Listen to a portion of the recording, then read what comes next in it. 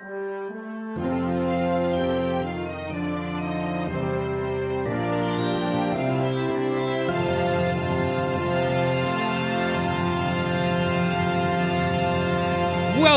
to Celmates, a podcast where we talk about two animated movies and compare, contrast, and generally throw a Venn diagram on them. I'm Dick Ward. And I'm Kate Phillips. You are Kate Phillips. Phillips. You're doing a good job over there. The movies that we discuss are Disney. But not always. Often they are musicals. But not always. Often they are good. Not always. Often they are movies. But not this time. Dick, you've got something looking in your hand delicious. Are you asking what drink I'm eating right now? It's almost as if like did you stand in like a 30-minute line? No, I stood in a 15-minute mobile order line for this drink. That's true. No, I stood in a 2-minute line. You stood in a grocery store line. I stood in a surprisingly short line for our grocery store Key Foods because those lines can be long. But I did stand in a line for the ingredients to this drink. Mm-hmm. So this drink, it's got like, it's interesting. There's pineapple juice. There is. Is this coconut ice cream? It is. And then there's like a little piece of pineapple on it, which is fun. So what, like, I'm going to call this. This reminds me of something I've eaten before. Right? Something that someone might, stand in a 60-minute line for. Yeah. Ridiculously It seems like you just kind of whipped it up. Yeah, I did. I did whip it up. There's pineapple juice. This is this Dole? Libby. Oh, Libby. So, I'm just off the top of my head. Should we just call it a Libby whip? Like a Libby whip float? Libby whip float. Great. Yeah. We in tribute to Bob Dole and the drink that he created. We're drinking our best attempt at This is a generic Dole Whip. Dole Whip float. Dole Whip float, correct. Because a Dole Whip is just pineapple soft serve. Yes. A Dole Whip float is pineapple soft serve, or sometimes pineapple. Sometimes pineapple. It will have pineapple in it. Sometimes the swirl flavor though is kind of it's a free for all. But sometimes it's raspberry, sometimes it's orange. So we went to vanilla. Disney. We went to Walt Disney World. We sure did. Specifically, that's the name of it. And so we're drinking a drink based on the Dole Whip, which is sold at Walt Disney World. You had a Dole Whip float with a swirl. I had a Kakamora. Oh, which had like some blue curacao in it, which is about as much as you can get in a walk around drink at Walt Disney World. Oh, did it? I didn't realize that because the Magic Kingdom does not do alcohol outside. So it had blue curacao. What is the alcohol content on curacao? Not much. It's not much. Okay. No. So it's like having a kombucha. I'd say it's like a little more than that maybe, but it's not much. Yeah. And there was just enough blue curacao to make it look a little bluish. That's interesting. Yeah. I didn't even realize that when you got it. Yeah. Kakamora, famously the most important character in Moana. Yeah. Those little coconut The little dudes. coconut mans. So today we are not talking about animated movies or of anything. Yeah, we did not watch animated movies to compare, but we are comparing animated movie representation. Adaptations. So in the Disney theme parks, yes, you might not know that a lot of their rides are based on Disney movies. Oh, isn't it interesting? So like the Apple Dumpling Gang and Mr. Boogedy, Bride of Boogedy. Well, those could be coming down the line. I mean, Disney Plus is opening up a whole new library for Bob people. Bob Chapek's completely in charge now. So he is. So anything goes. And he loves adding IP to stuff. We don't know. Mr. Boogedy. We thought we would take this opportunity to geek out over theme parks because we love them and talk about how the animated movies, like you said, are represented in specifically the 4 parks in Walt Disney World. Yeah, so we took a trip to Disney World, Walt Disney World. It's called Walt Disney World. It's very specific. Because we wanted to. This was not We took a trip for the podcast.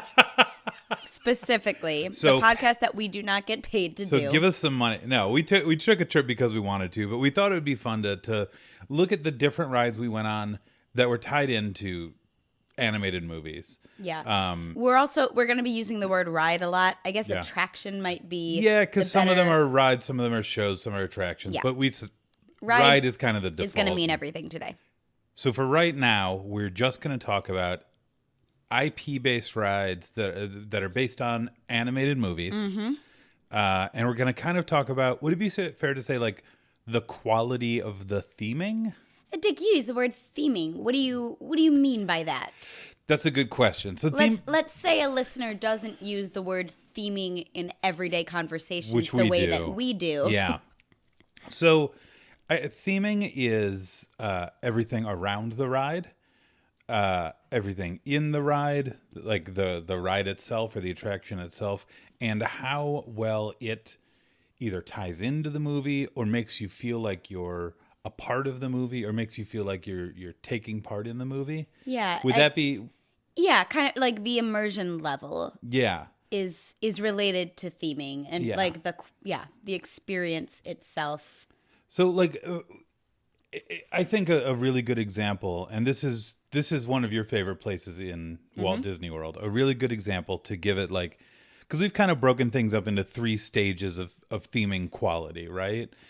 So I think a really good example would be the Be Our Guest restaurant. Can you explain the Be Our Guest restaurant and what we mean by immersive or what we mean by theming? Sure. So the Be Our Guest restaurant is a Beauty and the Beast restaurant, fully functioning restaurant.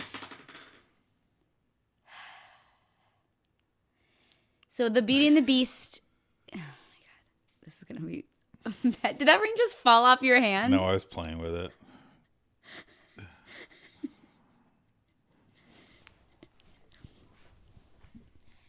So yeah, I think Be Our Guest restaurant is a great place to start. So it is on the outside, it is the Beast's castle. Like you are walking into the Beast's castle. This is a fully functioning restaurant in the Magic Kingdom. And it's all Beauty and the Beast. All Beauty and the Beast, yeah. Yeah. As the name of the restaurant might suggest. Yes. So you walk in, and after you do your ordering, you step into the ballroom from Beauty and the Beast. Like there are 3 dining rooms. The biggest one is the ballroom. If you go to the right, you go to kind of a statue room. It's like statues of Belle and the Beast and some pictures. And that, like you said, is the least themed Yeah, so of anything. Like that's the least thematic room. It's pictures of Belle and the Beast, so it is still, it's not like you're in a different restaurant, but I'm not in the movie in that room. But like I'm if just kind you of went, watching a giant rotating statue of Belle and the Beast. if you went to a nice McDonald's, like, and there was a statue of Belle and the Beast, Yeah. that's the theming. There's Yeah. a statue. So like, okay, it's Beauty and the Beast, but where do I want to go out of that room? I want to go to the ballroom. Okay, because, so let's talk about the ballroom. yeah, because the ballroom is, you feel like you are standing in the movie Beauty and the Beast. It's got the high ceilings with the cherubs. It's got a beautiful like back wall of fake window. Well, they're probably real windows, But like fake snowfall. yeah, you are not looking outside. You're looking at a screen. Right. That is a facsimile of a cartoony outside Yeah. with snow falling, and you could see the balcony. And then so that's like pretty good. Like kind of like the base theming is there's a statue of Beauty and the If Beast. that's all this restaurant was, I'd be very pleased. And that's right. So the base theming is like, hey, there's some statues. We painted a Beauty and the Beast.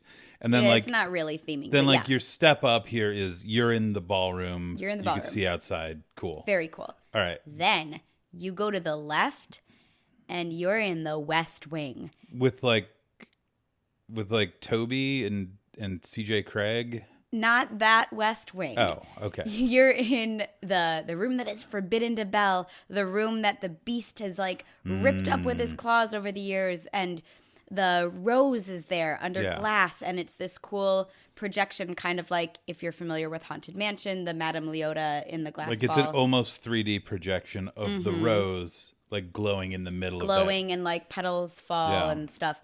And you have like this, and the room is really dark, and there are sounds of like thunderstorm, and there's the picture from the movie of the prince that's kind of ripped That up. beast slashes.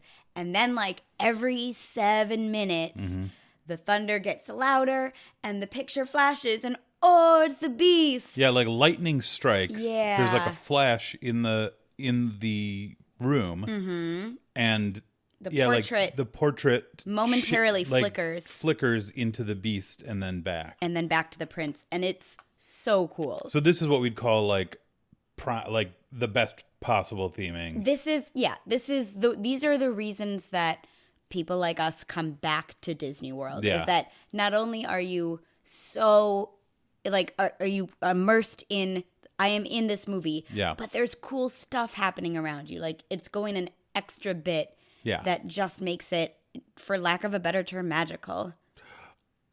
Yes. Philhar magical, you might even say. Nice. We forgot something.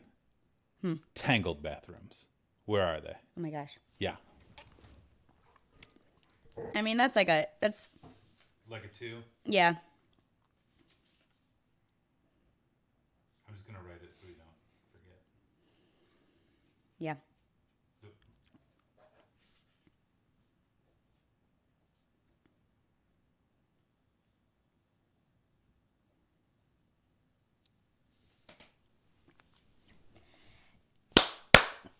A Philhar magic. That's cute. Philhar magical, yeah. Because Phil Hartman is magical.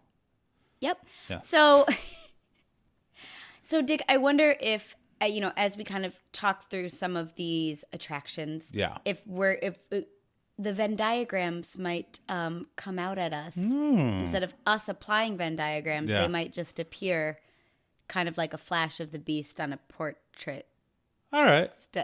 I'm trying to go too heavily on the metaphors here. I'll stop. So let's talk about like this first kind of the section of rides where it's like I feel like Six Flags is like our general like, oh, it's a Batman ride. How do I know? Because there's a picture of Batman. Well, the Batman ride is more like it's just named Batman. Yeah. There's a little bit in the line there. But yeah, so what Six Flags does is they just name rides after characters, and then like, I don't know, the Batman ride is like purple and yellow, which are kind of Batman colors. Yes. Disney doesn't really have this so much. I'd say even their lowest category, except for the Prince Charming I was carousel. about to say that is that is the lowest. And so to be clear, before we get into this, just in case, we are not saying that like this first section of rides, we are not saying that any of them are bad. No. That's not what this section means. We're talking about theming. It just means they're not themed. Mm-hmm. The Prince Charming carousel. It's a lovely carousel. As far as carousels go, it's great. Yeah. What's the theme? What's the Prince Charming about it? I don't know. It's behind Cinderella's castle. Like that's I don't know why there's it's named American that. flags. Yeah, Disney just lifted a carousel out of. It was like in another theme park. It's a carousel from New Jersey that was built in like 1903 or something. He just wanted it.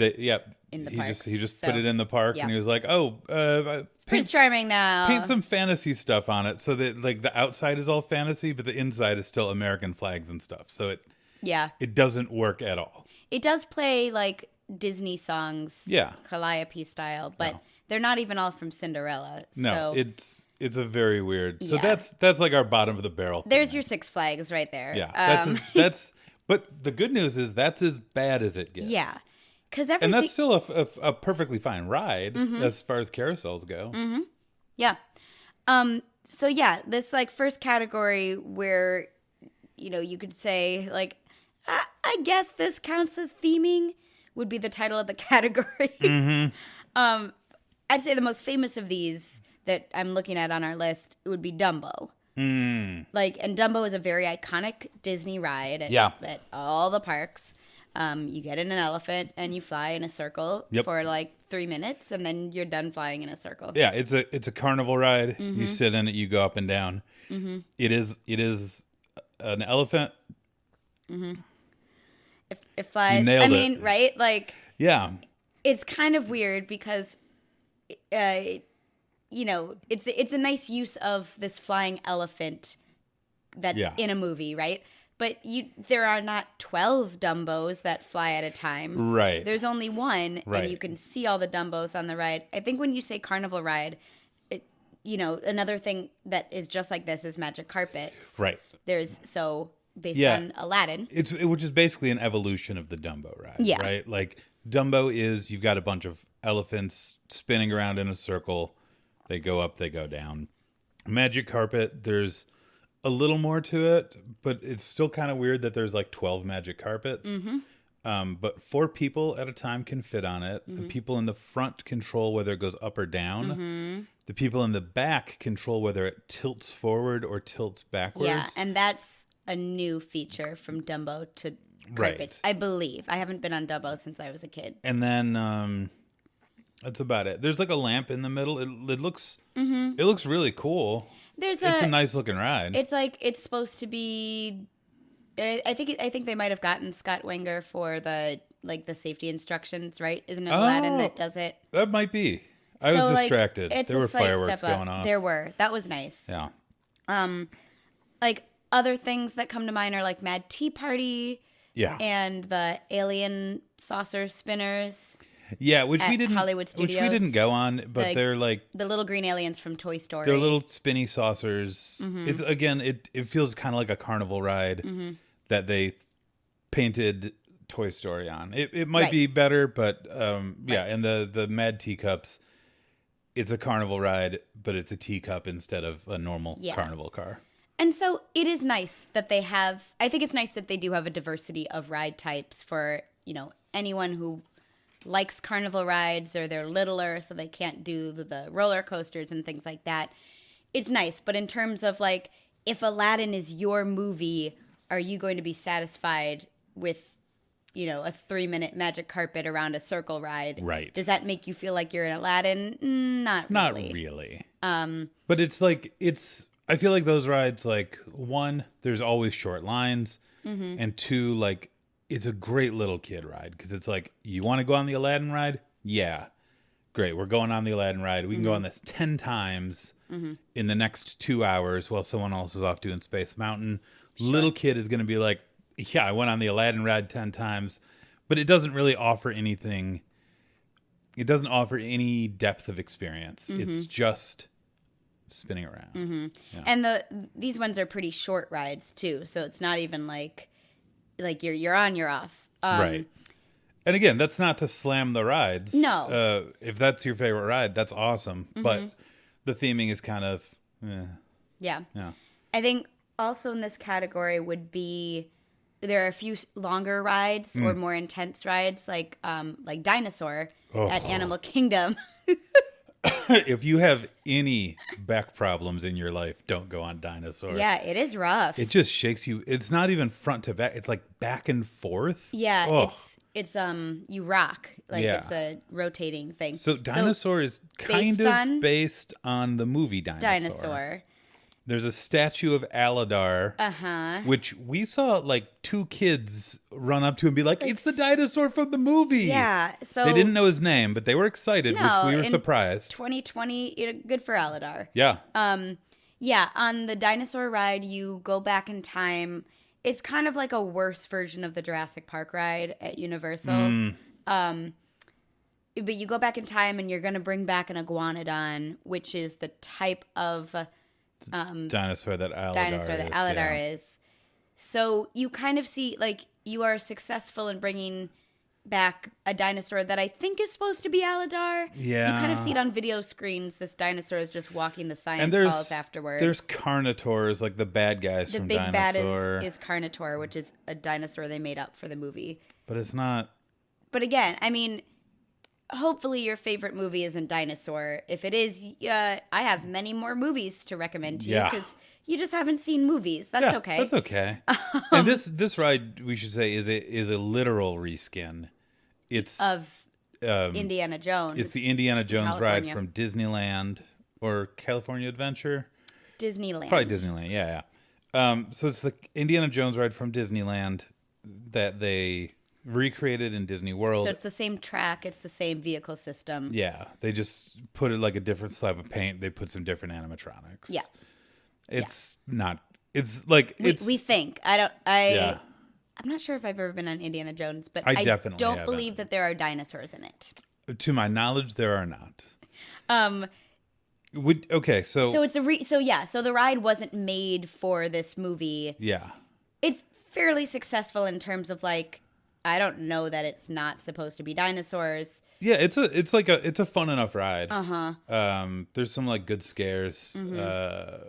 I like dinosaurs, and there's one scene where there's a dinosaur just like kind of choking down another dinosaur that he's eaten. I love that. That's fun. But yeah, less successful of a reskin. Yeah, hold on. Let me tackle this one, right? Go ahead. So Dinosaur is a reskinned version of Indiana Jones. There is another ride which I think is most commonly referred to as Mexico Boat Ride, but is currently known as the Grand Fiesta Tour. Grand Fiesta Tour. Starring the Three Caballeros or featuring the Yes. Three Caballeros. Yeah. It's like a long name. And so here's what happened. Epcot is probably still my favorite Disney park, even though So it's great. totally in shambles right now. Yeah. It's still my favorite Disney Yeah. park.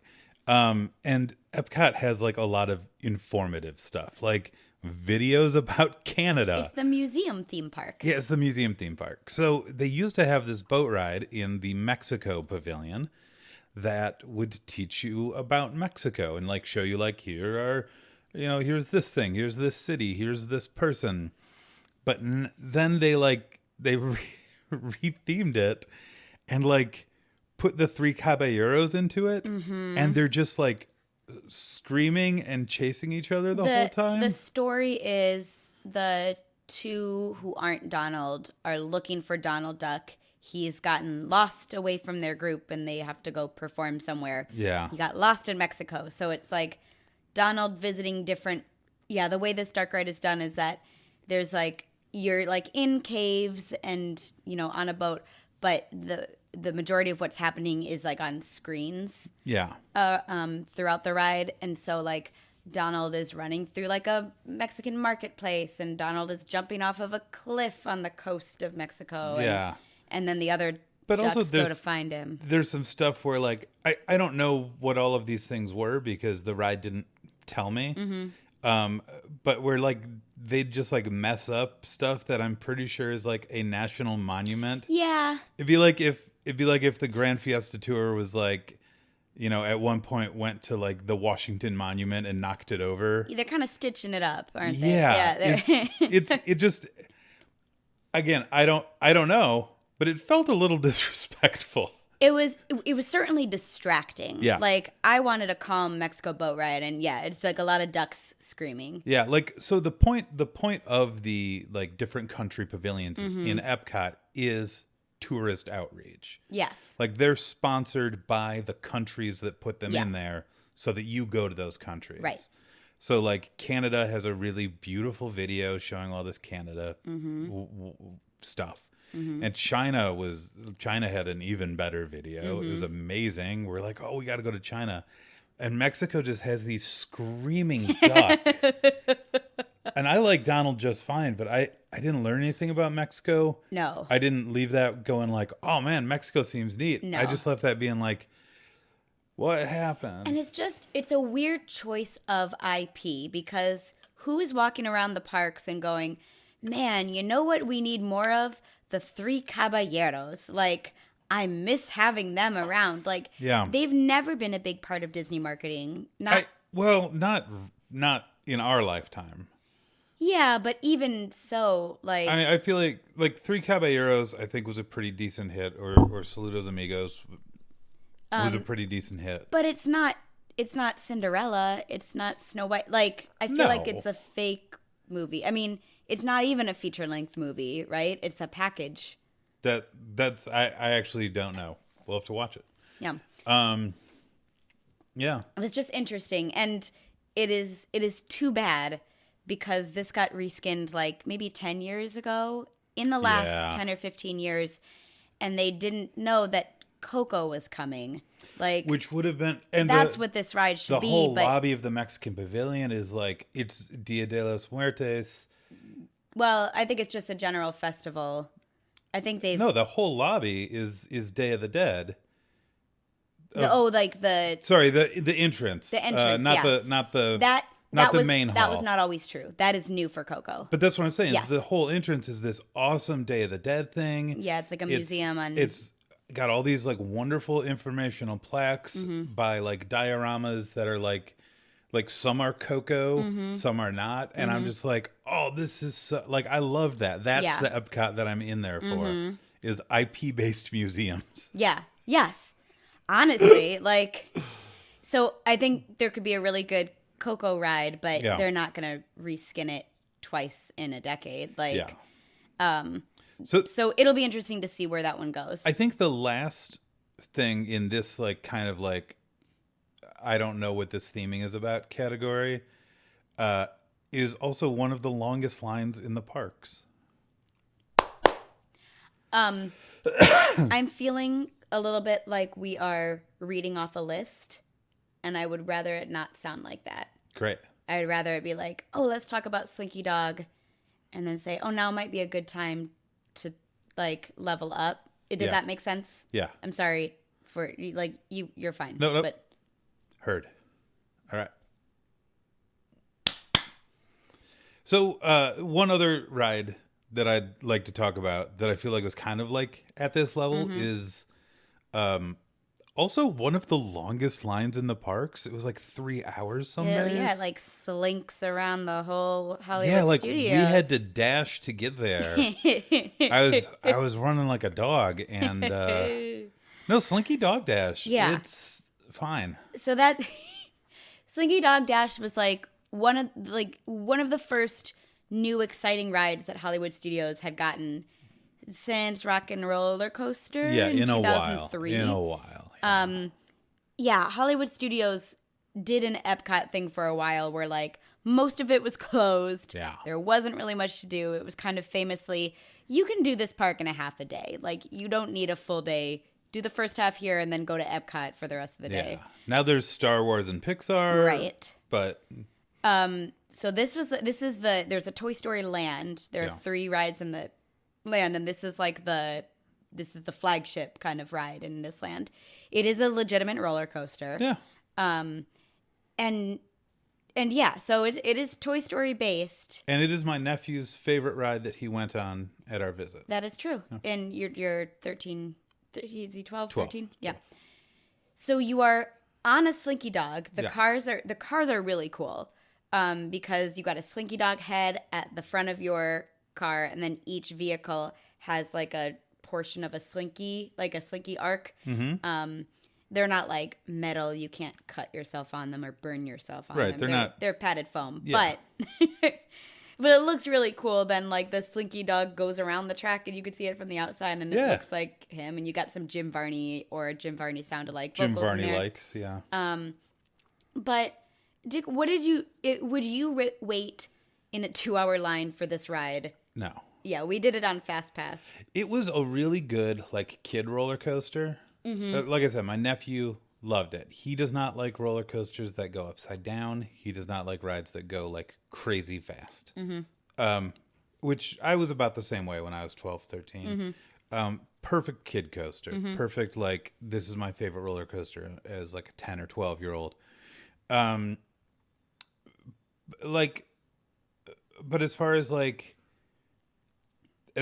feeling like I'm in the movie or whatever goes, like, there's cool stuff around it. There's cool stuff like in the line, like the roller coaster's supposed to be built of like connects or something, right? Yeah. So there's like an instruction manual of how to build the roller coaster. You see like one page of it. Like, there's some cool stuff like that. But the ride itself, like, does Slinky Dog roller coast? Yeah. Is he a speed guy? There was not super like I don't really know reason for me being on a Slinky Dog. There wasn't really like a story going into it. Yeah, there's not a story. That's for sure. Yeah. And yeah, so while it was fine as a ride. It was like, well, this could be any theming and it would be kind of the same ride. Whereas like Seven Dwarfs Mine Train. Yeah, another roller coaster. Yeah. I think this ride levels up if if we've been in the Beauty and the Beast statue room. Yeah, now we're Seven Dwarfs takes us to the ballroom. Takes us to the ballroom. I'd agree with that, yeah. Because also a roller coaster. Like the main reason for going on it is not seeing Snow White and the Seven Dwarfs, it's the thrill of this coaster. Yeah. Similar in terms of its like thrill as well. Slinky Dog. It doesn't go upside down. Right. It's just like kind of windy and I think it's a little faster. Yeah, I think that's true. Yeah, so the idea is it's a Seven Dwarfs mine train and so the cars are mine trains. They swing side to side, which is neat in a really cool way. And you go through some dark ride scenes. Yeah. Like you go up the hill and you're following the dwarves as they're literally mining. Yeah. There's a final scene where you see the dwarves dancing with Snow White, and those are a lot of animatronics and pieces from the old Snow White dark ride that was there at Park Open and no longer is there. So you get to see like the characters. That's a bit like on Slinky Dog. You don't see Woody or no, you and don't like see anyone I don't know except for Slinky Dog. If you're supposed to be a character, I don't know what characters ride on Slinky Dog. Yeah, like Bullet would make more sense. Yeah, like you ride on the horse, but yeah. So that's where Seven Dwarfs Mine Train really like levels up. You see the characters. You've got some of the music. You've got these like set pieces where you're just like. You're on a roller coaster, but then it slows down and kind of like lets you look at these set pieces, lets you look at the dwarves mining. Yeah. And then it kicks back up. Yeah. Yeah. I like that mix. It's really satisfying because that's like, I mean, Walt Disney World, Disneyland, wherever, you're not going for the same experience as aforementioned Six Flags. Like, you're going to Six Flags for rides, for thrill rides, yeah. And that's not really why you go to a Disney park. No. Right? Like there are a handful of rides in each park that can give you that, but so Splash Mountain is another one of these that is I was technically just about based on animated IP. Yep. And I was going to say, Seven Dwarfs Mine Train reminds me of an evolution from Splash Mountain. Because you do have the thrills, but you also do, like, slow down and watch the... I mean, because Splash Mountain is basically a dark ride with a water drop at the end. Yeah, it's basically, like, not even Pirates. It's like Small World, right? You're just on a boat, slowly going through and watching some scenes. Is that what you would... I realize we haven't defined the term dark ride. Oh, a dark ride is that essentially it? Like, you go through scenes? Yeah, you're inside... Like, a dark ride, you're inside, you're on a transportation, and you're probably moving slowly. Yeah. Like, generally. Right? So, yeah, you slowly go down this river, watch some scenes, and then there's a big splash at the end. You like, have a cool drop. And it... Like, I haven't seen the whole Brer Rabbit thing because that's in a movie that's not available to us anymore. But they built that ride in the 80s or 90s. There's no reason Splash Mountain hasn't been rethemed yet. It's insane. It is insane. Like, yeah. I mean, Brer Rabbit, there's a lot wrong with the Brer Rabbit stories. Sure. Not specifically the stories that are inside the Splash Mountain ride. Right. There used to be a Tar Baby in it, and they took it out. Is that correct? Or there's a Tar Baby story of Brer Rabbit that... There is a Tar Baby story of Brer Rabbit. That they I don't know if didn't it's use in the movie ride. or not. So, like, technically the scenes themselves are kosher, but there's just way too much baggage with Song of the South. Like, it doesn't make sense. To be clear... This is a ride from, is it the late 80s? It's 89. It's 89. Yeah. This is a ride in 1989 that was based on Song of the South. Song of the South. So that's weird. Great ride, though. It is. It's one of my favorite. It was closed this time. Yeah. So I didn't have to wrestle with do Song I want to support of it. this great ride that also doesn't really see a problem with Song of the South. I don't know, but so that needs a retheme, but it's a great ride. I think so. I want to talk about something that's right between Seven Dwarfs Mine Train and Splash Mountain, Okay. and that is the Tangled bathrooms. Oh my gosh, the Tangle bathrooms. Tangled has one piece of presence in this park, and it's a themed bathroom Not area. technically a ride, but we can call it that. You could sit. It's an emotional You ride. can sit if you You can want. sit. These bathrooms are great. Like, They're really amazing. in general, Disney World bathrooms are very utilitarian. They are maybe lightly themed on the outside, but like, there's only so many ways you can do a bunch of stalls of toilets. And also, like you don't want to make that hard to clean. No. You're just like utilitarian bathroom. Yeah. Everyone knows what they're getting into. And we don't want people like staying in the bathrooms. Right. Or, Right. But these ones are great. They're great. So I've only been in one Oh. one of the bathrooms. Yeah, I've been in that one. No, I've also only been in one of the bathrooms. So tell me about the ladies' room. What do you got? So first of all, you like the tower is there. The tower is there. On and the there's, outside, like, you look up and the some tower's there. facades of some like cottages that you would see in the movie Tangled. Yeah. You go inside the women's restroom, and it's all the walls, all the ceilings have Rapunzel's artwork on them. Oh, The way that she does her bedroom in the movie, that she like paints every surface. Yeah. And so there are like these twisting patterns and vines and flowers, and the stalls are all kind of like that fairy tale doorway, like cottage doorway. Oh my God. Yeah. I'm getting so ripped off. It's really nice. Yeah. And yeah, it's really lovely. Like, it's not that much, right? They painted the ceilings a different way. Yeah. They put a different kind of door on the stall, but it's so cool. So the men's room, also pretty cool, but you're like a soldier, and instead of a bathroom, it's like a horse stall, like a stable, right? Stable, yeah. So like as you walk in, there's a couple wanted posters on the wall, which are really cool. The stalls look like horse stalls, kind of. But the one thing I think is really cool is between the mirrors, by the sink or over the sink, there's like weaponry hanging on the wall. Oh. But because it's Tangled, they're frying There pans. are frying pans. Yeah. Oh. Yeah, it's See, now really I cool. feel ripped off. Like, Yeah. So I wish there were like viewing hours for the opposite bathroom. next time we go, we need to get to use the baby changing family bathroom. Oh my gosh. Because I bet there's something great in there. Oh my gosh, what would it be? Is it Probably, the bar? Is probably you just put him inside Pascal. So that's the other thing. That's the other thing is there are at Walt Disney World there are what they call hidden Mickeys, which like is just something in a Mickey shape somewhere. So 3 circles, yeah.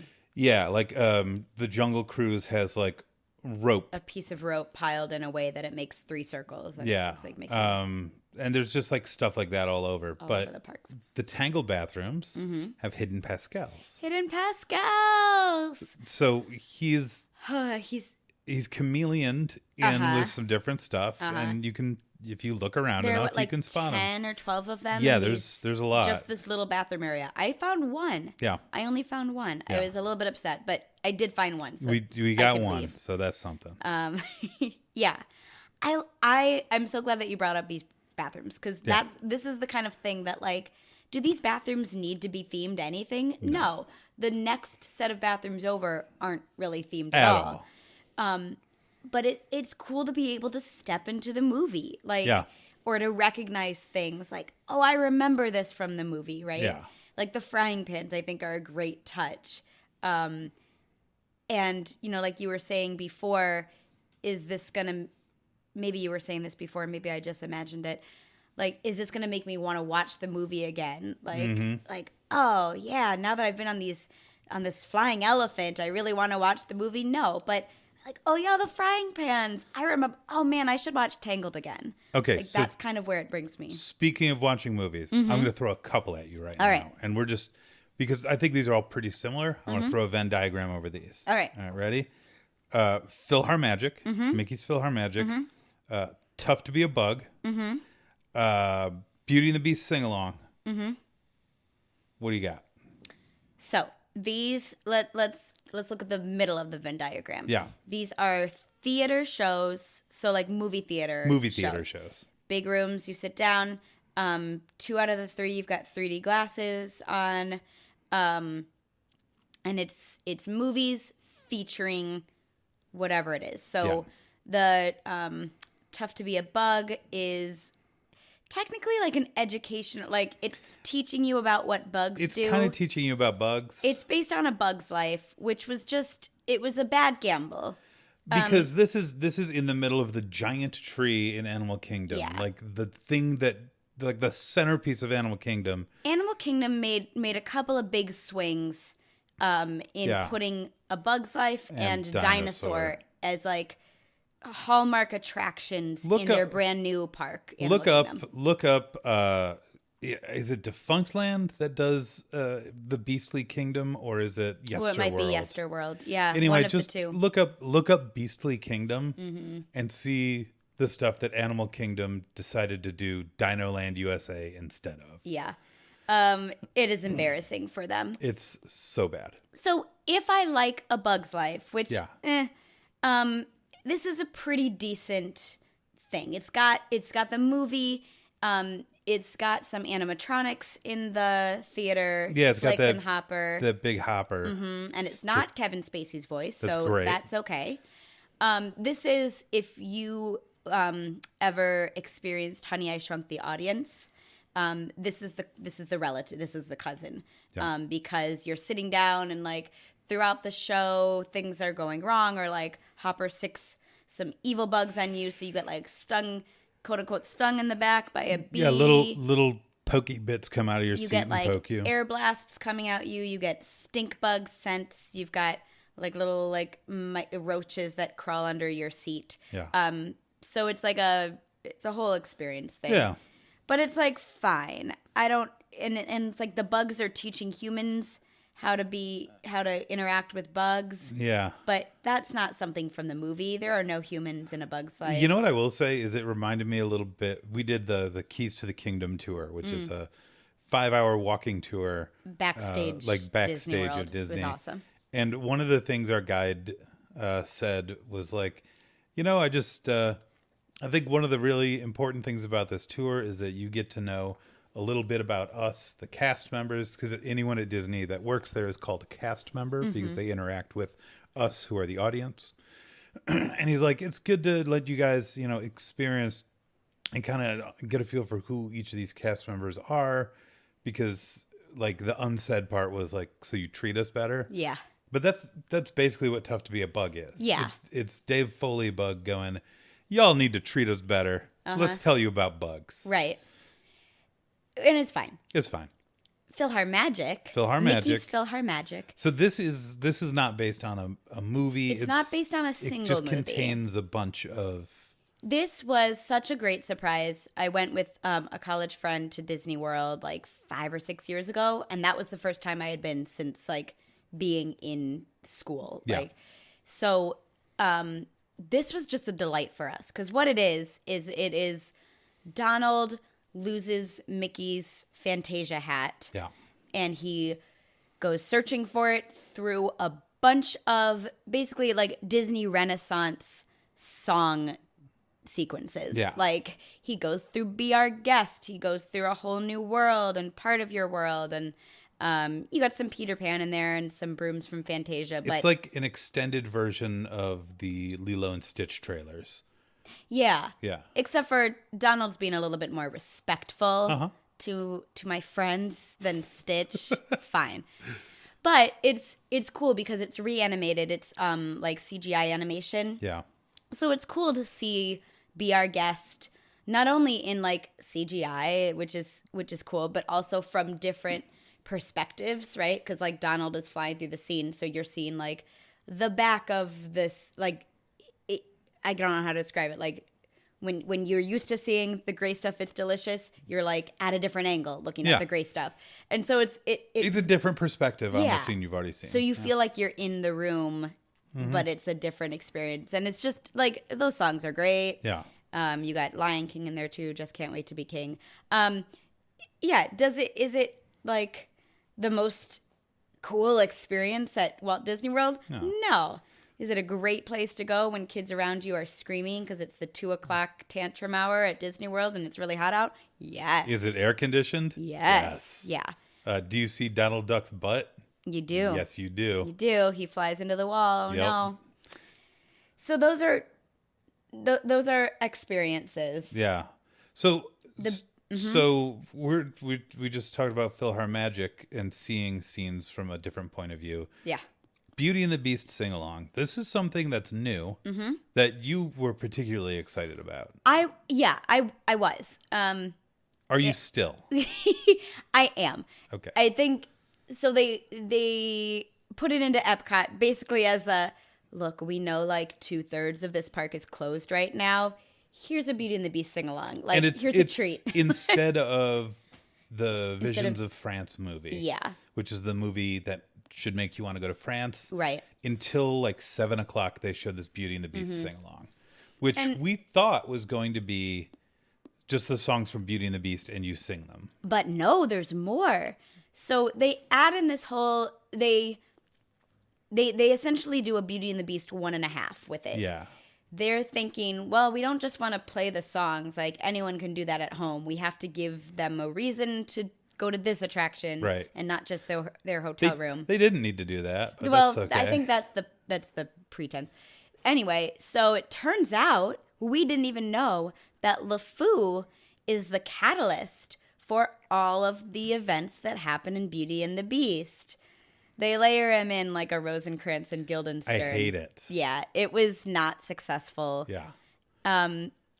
So what I loved about this Beauty and the Beast sing-along is when they just played a song with the words on the bottom and let everyone in the theater sing along.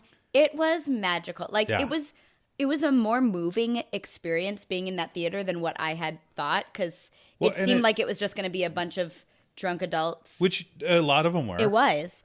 But like everyone is singing along. Everyone was there to do this sing along. And everyone's singing in key. Like people are singing well. They're not all like singer voices, but everyone knows these songs. Everyone knows these songs. Not necessarily all of the words, because I don't know if you know this Howard Ashman guy.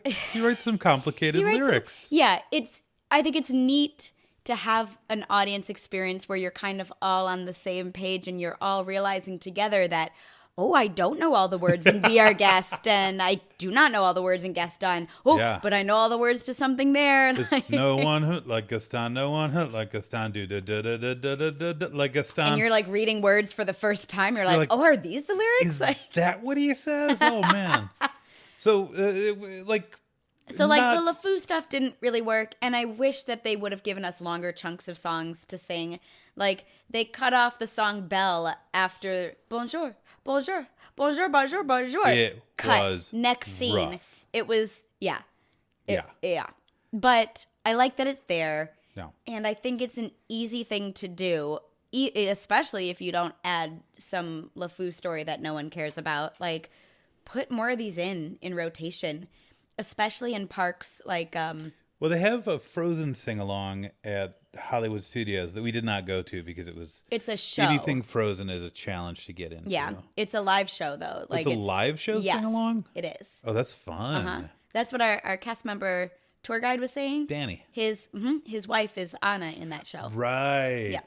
Oh, good for him. No, sorry. A friend of Anna in that show. A friend of Anna. Yeah, you are not Anna. You are not Goofy. You are not Mickey. You are a friend of them. You get into the suit to bring them to life. Right. Yeah. So that, I think it's a little bit longer too. Like all I'm saying is like, you do these like 15 or 20 minute just the songs, all the songs from a movie. You do that in Animal Kingdom, that's a people eater with Lion King. Like really easy to do because Animal Kingdom, there's not as many attractions in the park. And so it's kind of hard if everything has a 2-hour line. You tell me that a theater full of people doesn't want to do the Cigogna. It would be delightful. People would line up for it. People would just to scream that part. Yes. Yeah. Yes.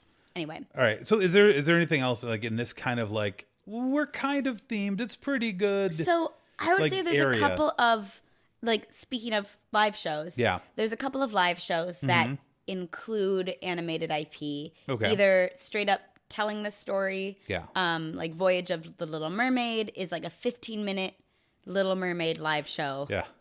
And you'd think it would be longer. Does that tell the story of Little Mermaid? No, not well. I was looking forward to this show, and it was kind of a hot mess. The puppets are good. Oh my god, the puppets are so good. Basically, what they do Ursula is like giant and cool as hell. Yeah, it's a dark theater. It's only the puppets are lit. Like the puppeteers are in black. Like the you can't even puppets are see like the black letters, puppeteers. Yeah, the puppets are like it's black, so cool. Black light. And there's like lasers in it that make you look like you're underwater, Yeah. except for the lasers are green and Yeah. Gaia's water is blue. Yeah, well. But yeah, that's to me that show wasn't successful. Partly No. because our Ariel looked like she was on horse tranquilizers. She was not having fun. She was not having like. And I wonder how often quality review happens in a show like that because we all have bad days. I don't think Disney World would be happy with what she was not doing in that show. Surprised with her performance. Yes. Yeah. She technically hit all the notes. Like, Yeah. she sang the correct notes. She just did not want to be there. It's and weird. it's jarring to see because Disney is so focused on your training and like immersing It was guests so in the experience. interesting to see her on stage because she was clearly phoning it in. Yeah. So for her to be there while making that phone call was impressive. I had a way in my head that joke worked, but it didn't. It didn't come out. It didn't come out of That's my okay. mouth. That's okay. So other live shows. Festival of the Lion King is Festival? another one that we saw. Festival. Much better. Yeah. Festival. Yeah. Different than what I thought. I thought it was going to be a little bit more like a retelling of the Lion King. No, it's just like a circus that is happening while characters from the Lion King watch. Yeah, it's Set to the music of the Lion Yeah, King. it's a circus in tribute to Simba. It's kind of like It's like Simba's birthday. like Cirque du Soleil Lion King edition. Yeah, that's basically what it is. It's really fun. There's a couple of animatronics. There's a Timon in a suit. There's some cool puppets because the so you got Simba, you've got Pumbaa, you've got a random elephant and a random giraffe. Yeah.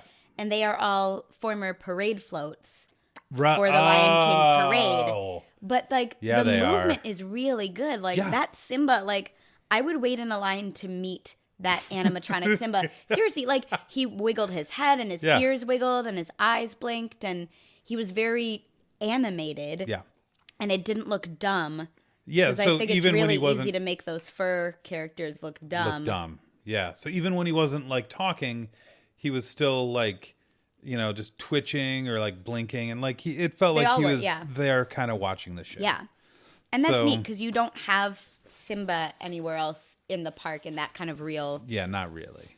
form. So that was nice. What other live shows? Oh, we saw the Up Bird Mm-hmm. Adventure, Yeah. which like it is cool because it takes place after Up, and it stars Russell and Doug. Man, I that's know. just a winning combination right there. And- Watch anything that stars Russell and Doug. Like the idea is Russell is on a trip with his like scout troop, and the scoutmaster is there trying to get him back to safety, and he meets like a guy who tells him about birds. It's a bird show. You sit Yeah. there, birds fly back and forth. They tell you this is a cockatiel, and it like says a thing or it flies around. It's a bird show. If you've Yeah. been to a zoo bird show, any bird show, it's a bird show. It's a bird show It's that that. happens to feature Russell and Doug But it's in between learning about birds. but it is nice because it does tie in the story a little bit. Yeah.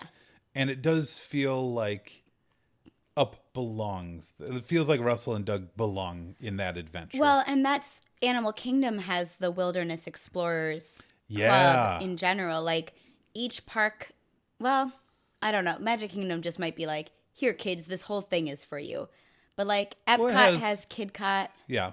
of like it's like a series of activities that Magic the Kingdom kids... has the pirate scavenger hunt. Oh, that's right. Yeah. Okay, so every park has something, Something like extra specifically for kids. yeah, to like And- keep their attention span over the course of a day. And kind of like give them a goal. Yeah. Instead of just riding rides. Yeah. So in Animal Kingdom, it's the Wilderness Explorers. Yeah. Which is Russell's like equivalent of his Boy Scouts. And I think I wasn't super clear on it, but I assume you like get badges, quote unquote, for Yeah. finding different things or interacting with certain elements. Yeah, of the park. you get badges, which are probably like stamps on Yeah. a card or something, and I think you get something at the end. And that's nice. But Like, it's really cool. it's a great place to put up. I wouldn't Yeah. have thought of it myself. Like, No. but of course. And there's even a neat little we found it on the way out of the park. That yeah. translator. Yeah, so right by where Russell and Doug, this is, by the way, this is like the worst day of our. We had a lovely vacation. We did. But one day was like surprisingly cold. It was like 50 degrees and wet. super windy, and like that kind of mist rain where it doesn't really help to put anything on. But it, You would think that 54 in Florida would feel better But than it like was- 30 degrees in New York, but we it were does just not. we were just miserable. We were tired, and so we did like a half day at Animal Kingdom, Yeah. and then we went back and watched Yeah. cartoons in our hotel. But on the way out, like I'm feeling miserable. Kate is done. I'm done. You were done, and I'm like, okay, you know what? Like we're gonna leave. Here's our plan. But then I saw this thing, and I'm like, Kate, Wait, come over here. Kate, come over here. And you were like, what? And then I barked. And you're like, huh. But what it is it's like, it's right by the like meet and greet for the characters. It's a It's a dog translator. translator. So the character Doug in Up has a collar and it speaks English. It translates his barks into English, Yeah. basically. And so what you do is you press a button, you bark into a microphone, and then out comes Doug language of what Yeah. you just said. And it's in just dog. Doug's voice going, I Yeah. love you. I am your friend. We're like, I love this theme park. Like, Yeah. it just there were a couple phrases. But it was lovely. really fun. Like Yeah. it cheered me up a lot. And there's a note on it from Russell with Yeah. like the instructions, and it's written in like a Russell It's written voice. like Russell. Yeah. Yeah, In Russell. Yeah. yeah. It was delightful. Yeah. Super cute. Dick, we got to talk about though Uh-oh. the show of shows that features animated movies. Bum, ba-dum, bum, bum, bum, bum, bum, bum, bum, bum, bum, bum, bum. Oh, I'm gonna break this microphone Yeah, because you I'm are. trying to do the Mickey choreography. So we went and saw Fantasmic, Fantasmic, which is the Hollywood Studios Mm-hmm. nighttime show.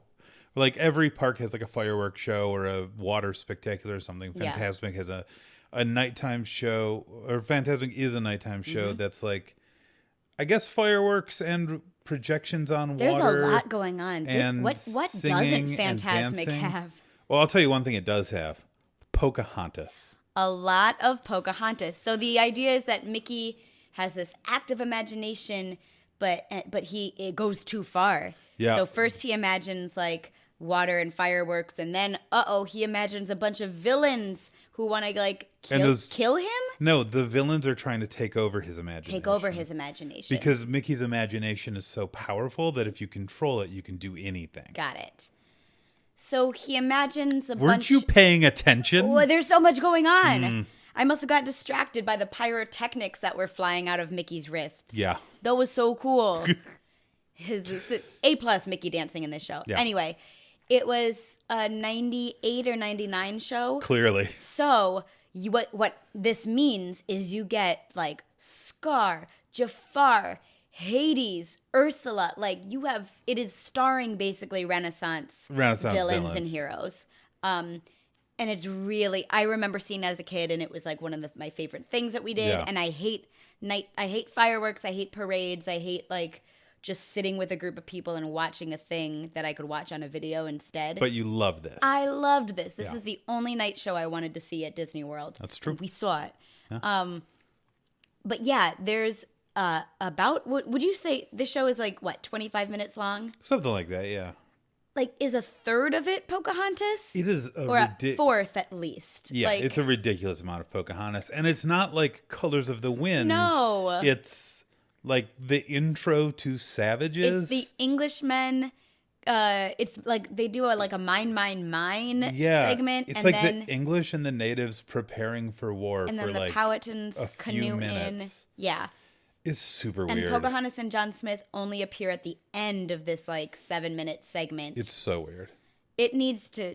I love Pocahontas for all its problems, and I understand why we shouldn't be using Pocahontas anymore. But also, it's 25 years old, and kids don't talk about Pocahontas anymore. But also, if you're gonna use Pocahontas, use Colors, of the Wind. Just around the river bend. There's boats, use the songs that people know from Pocahontas instead of like no characters. Dig and dig and dig and diggity dig. Yeah, super super weird. However, it does end with like a float, literally floating boat with like with just a bunch of costume all characters. of the Disney characters on it. So good. It's great. And they're all doing this great choreography. So you see all of your favorites. The water projections are really great, and it has like montages. Yeah. And I'll say, like, as far as a nighttime show goes, they could have just played all the songs they played and did everything they did and not have anything tying it together. A story or but part of what makes really good theming, like whether it is like a Beauty and the Beast ride or Beauty and the Beast appearing in a unrelated show, what makes really good theming is having a reason for them to be there. So just like PhilharMagic, Fantasmic is like, these are things from Mickey's imagination. Yeah. That's why they're there. That's why the bad guys are here. The good guys are fighting it. And it justifies like some of the songs. It works well. Yeah. It works well. Yeah. Yeah. Absolutely. Yeah. Well, you want to talk about like... What haven't we talked about? Let's talk about some top tier stuff. Let's, yeah. So, Slinky Dog Dash aside, there are some really great Toy Story rides at Walt Disney World. Yeah. There's the Buzz Lightyear spin in Magic Kingdom. Yeah. And there's Toy Story Mania in Hollywood Studios. Yeah. And those are two pretty similar rides. They are pretty similar. So these are not roller coasters, but they are like shooting gallery games. Yeah, but you're on a track. They're dark rides where you have a gun or like a zapper cannon, or something, a cannon. And so you're interacting. It's like a video game. Explain Toy Story Mania. Sure. So Toy Story Mania, you go in and you sit on this car, and it's basically a bunch of like Midway games. It's the ride is called Midway Mania in Disneyland. And so it's like there's a bunch of plates and balloons that you have to break, and you have this cannon, and however many you can do in like the 30 seconds it allots, then you get points for that. Like it adds up. It's got like lasers and sensors and then stuff. As soon as it's done, as soon as you're done with that, like the ride moves, it goes to another whisk screen. away to a different screen. And then you play another mini game. Yeah, and it's really satisfying. Like each mini game is hosted kind of by a different character, so you get to see Woody, you get to see Buzz, you get to see Jessie. Like it's a really good way to see all the characters that if you're a Toy Story person, you don't miss anyone. But I will say, as far as like the theming goes, it's a little confused. Because you come in the line, you are a toy, or you're toy size, you're right? Toy size. You're in Andy's room is like the main area of the line, and Mr. Potato Head is there. Really good line animatronic, amazing animatronic, like telling jokes and stuff, taking off his ear. There's amazing line animatronic, who's a little bigger than you, right? Yeah. Like so you kind of get a sense of your scale. But then when you're going through it, it's like there's the kind of theming is gone. It's you're playing games. You know, like you said, there's not really a reason for me to be playing these games. It's not like, oh, we have to save, Rex from this. It's like, just here's a cannon, go shoot at things, try to get some points. And this is where like I think it's clear that we're not saying that makes the ride better or worse. I love this ride, because this was one of my favorite rides we went on. But the better themed version of this is a ride I like less, but that's Buzz Lightyear's Space Ranger Spin. Yeah.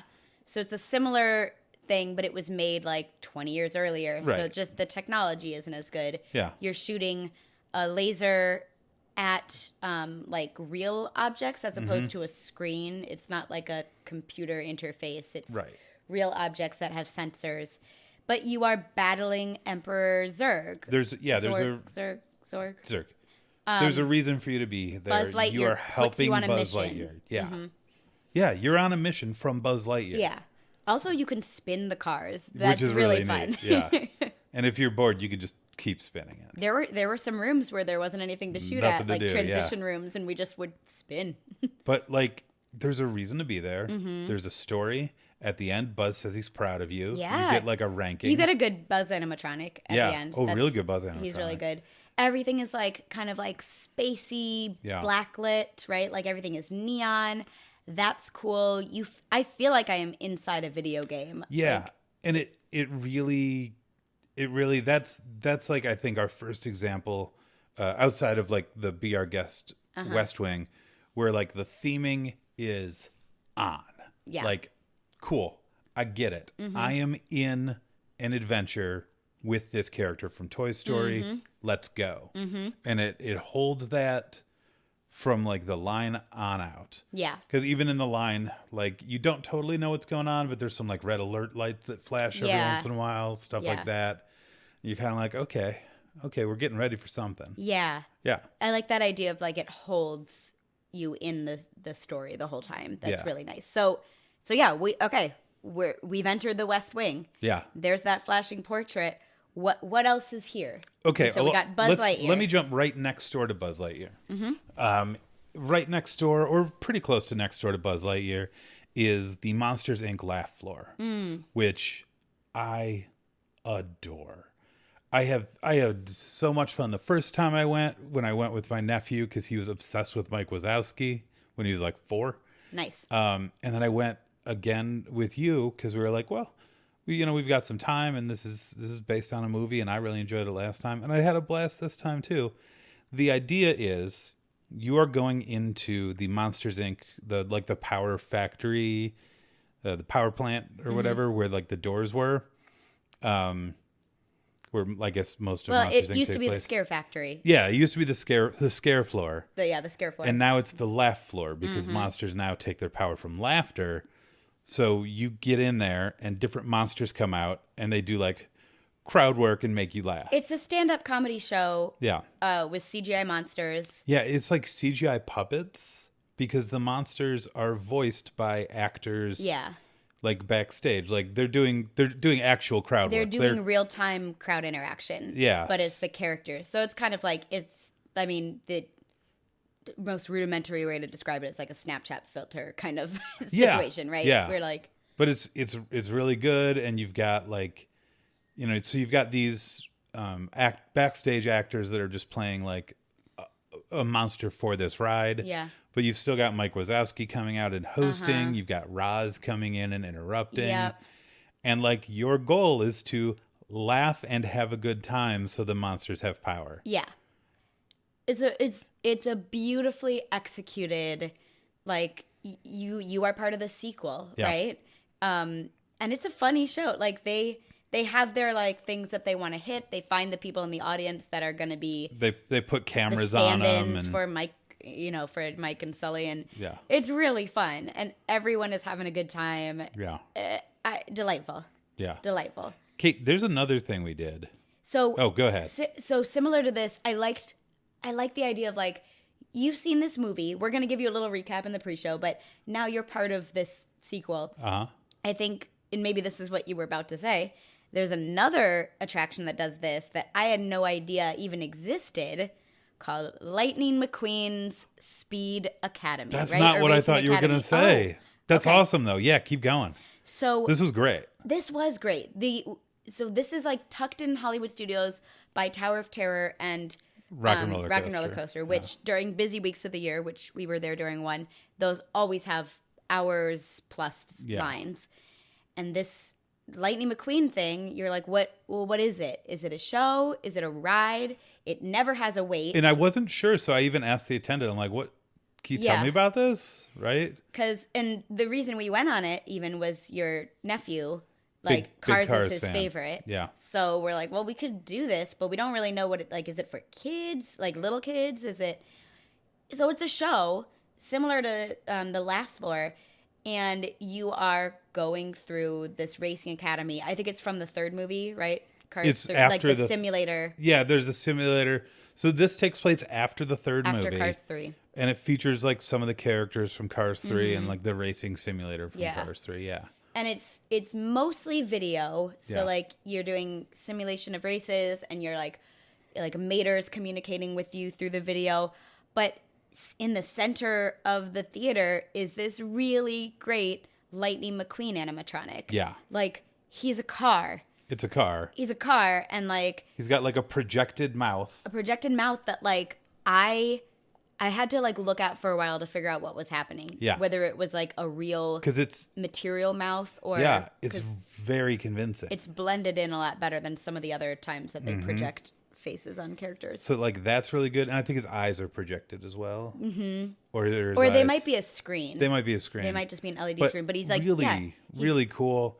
And he like, you know, he doesn't like totally move. Like he but spins he around. does. He like bounces on his wheels. Like his he's tires never just do. sitting. Yeah, his wheels do move, and like when he's on this simulation, when it's like going left and right, Yeah, his he'll wheels rock. are moving left Yeah. and right. He kind of rocks. Yeah. It's really fun. I'm so glad we didn't miss it. Yeah. Like, I'm so glad that we went on it because I hear great things about the Cars ride in Disneyland. Yeah. Or in California Adventure. And I think the animatronics are the same. Or, like, yeah. that's what people love about that ride is like, do those cars look real? Like, Yeah.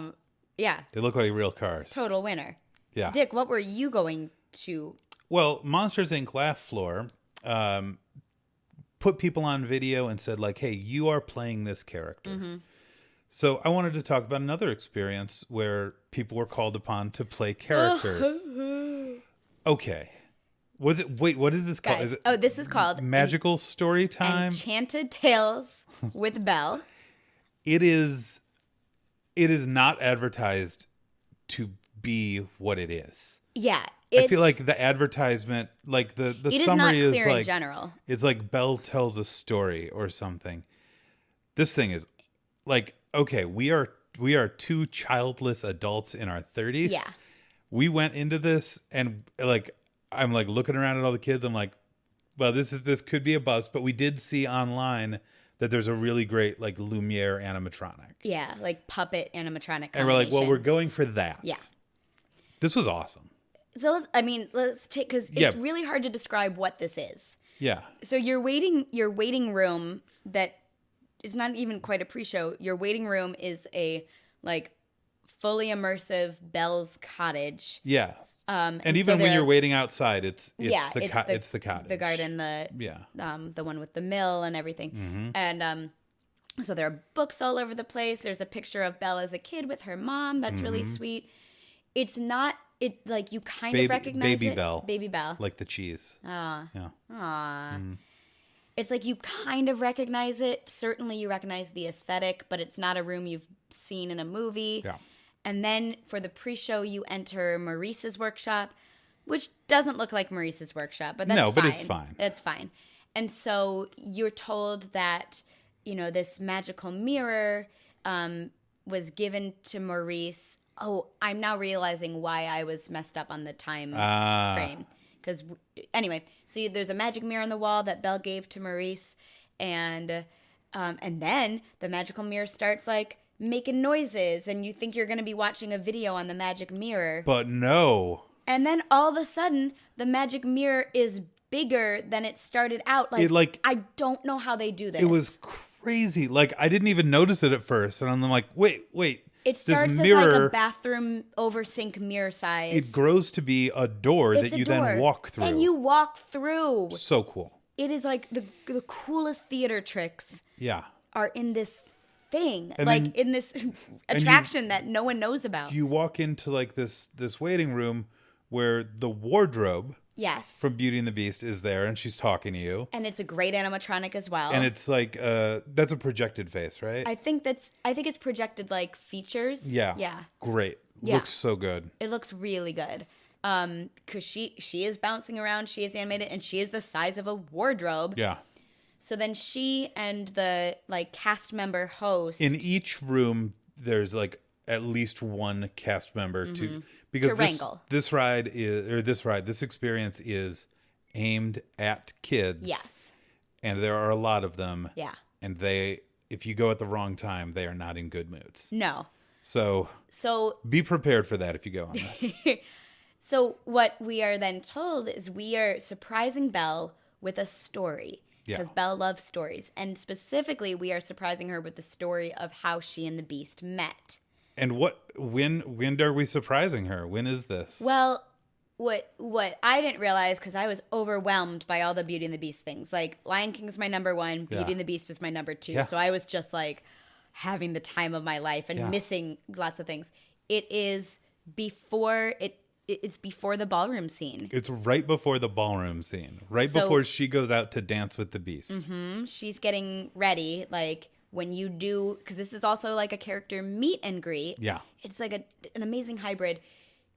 She's in the yellow dress and everything. So what happens in this wardrobe room is that the cast member in charge assigns parts to different, mostly kids. Yeah. Sometimes So they're grown up for a hilarious effect. Yeah, dads play like knights or whatever. They play like knight statues. But she has a prop for everyone. Like someone plays Mrs. Potts. A little kid plays the Beast, which is adorable. Well, and she tests out their roars first and then chooses the one with the best roar. So all I have to do in telling the story is like, and then the Beast roared, roar! Yeah. And then Mrs. Potts hopped around and the kid hops around. So easy. But there's like enough parts for everyone who wants to be a part of it. Yeah. There were enough parts for all the kids who wanted to be involved. And there was like 18 kids or something. And they weren't like all necessarily like, named like parts. Sometimes they were spoons and stuff. Yeah, but even that at the end, like when they called them out, they were like, one of the plates was cheese souffle. One of the plates was crab, pudding off lamb, right? Like really fun. Yeah. So you rehearse the story first, and then you go into the library. Yeah. Which is so good. Why don't they just have that in the Be Our Guest restaurant? Anyway, so the library is overwhelming, and then Lumiere is there. Yeah. And that's another one of these puppets where I'm looking at it like, I don't know how this works. Like, I know how it works, and I don't know how it works. But it's so fluid, and the flames gorgeous. are done really well. It's such a good puppet. Oh, it's so good. And puppet or animatronic, whatever it is. It's a hybrid. This whole thing is a hybrid. I don't know what to call any of this. Yeah. So he calls in Belle, and like Belle comes in, yellow dress Belle comes in. And our Belle was amazing. She was great. She was so good. We surprise her with this story, and the kids act it all out. And then they make a line to meet Belle. So then it's like your traditional Disney meet and greet where, you pose with Belle. She signs something if you have something to sign. But yeah, the kids were introduced one at a time, like, and now presenting Chip, or now presenting Salt Shaker. and people that weren't characters, like kids that didn't want to do the acting part, they were introduced as like Princess or Prince Steve. Yeah. That's not a right thing. I could only think You're just seeing Steve everywhere. You can't see Indiana Jones. All you see is Steve. I could only think of Diana, and I was trying to avoid saying Princess Diana. Oops. Like, Princess, there's another one, right? So then all the kids get their picture taken, and they get a magical bookmark that's like their photo pass, kind of. Yeah. So this part kind of took a while. This is the only. Yeah, it was the part where we looked at each other. We're like, oh, we're stuck in a meet and greet. Yeah, we're stuck. Like, you cannot leave at that point. Nope. You all have to leave together. Yep. And if it had just been like a pass by Belle to the next room, I honestly, at the end of the line, I would have like done a picture with her. But because there's like 18 kids in line and none of us can leave until Belle's done taking pictures, I'm like, cool, I'm going to sit this one out. Like, I don't need to do that. But no. Lumiere is moving the whole time. He's scanning the crowd. So good. Because like he's got the projected face.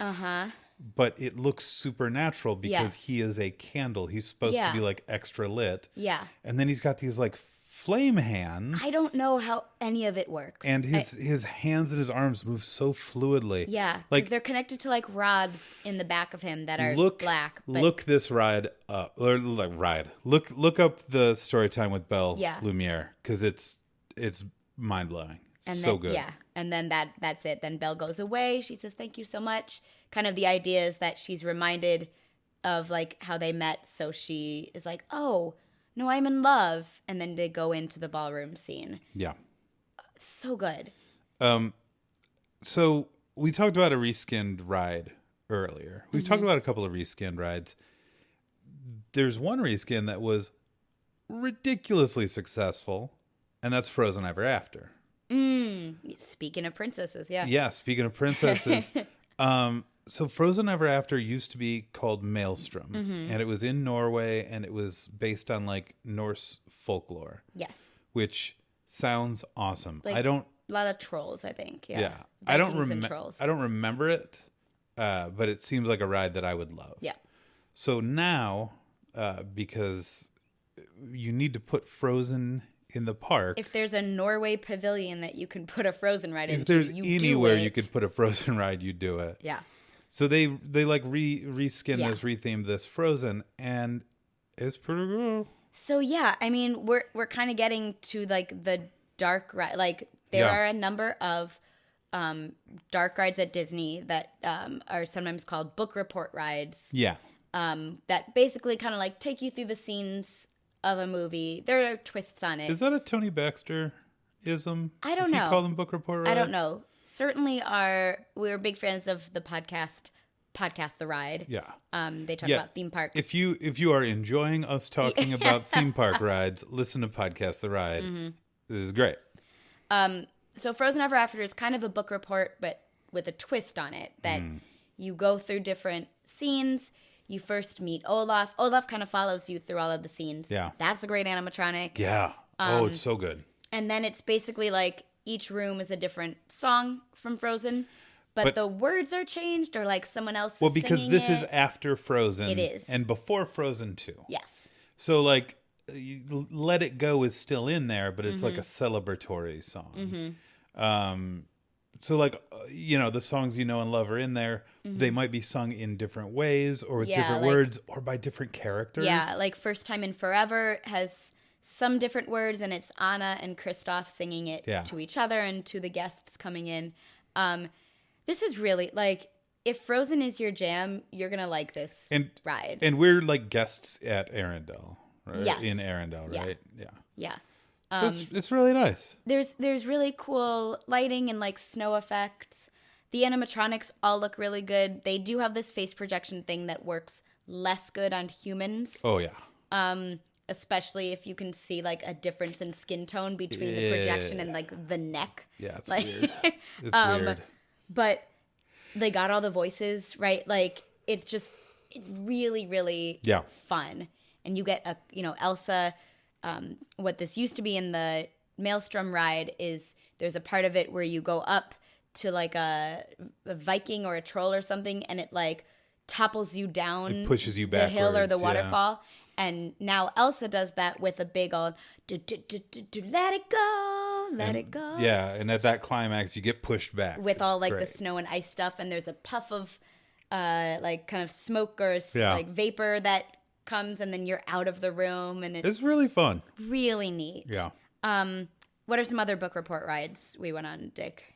Well, there's the Finding Nemo. Can we talk about Nemo? Can we just talk about Nemo? Let's talk about Finding Nemo. So we'll talk about the ride second, Mm-hmm. because first there is a 40-minute 40-minute musical, Yeah. written by The Lopezes. the Lopezes, who wrote Speaking of Frozen.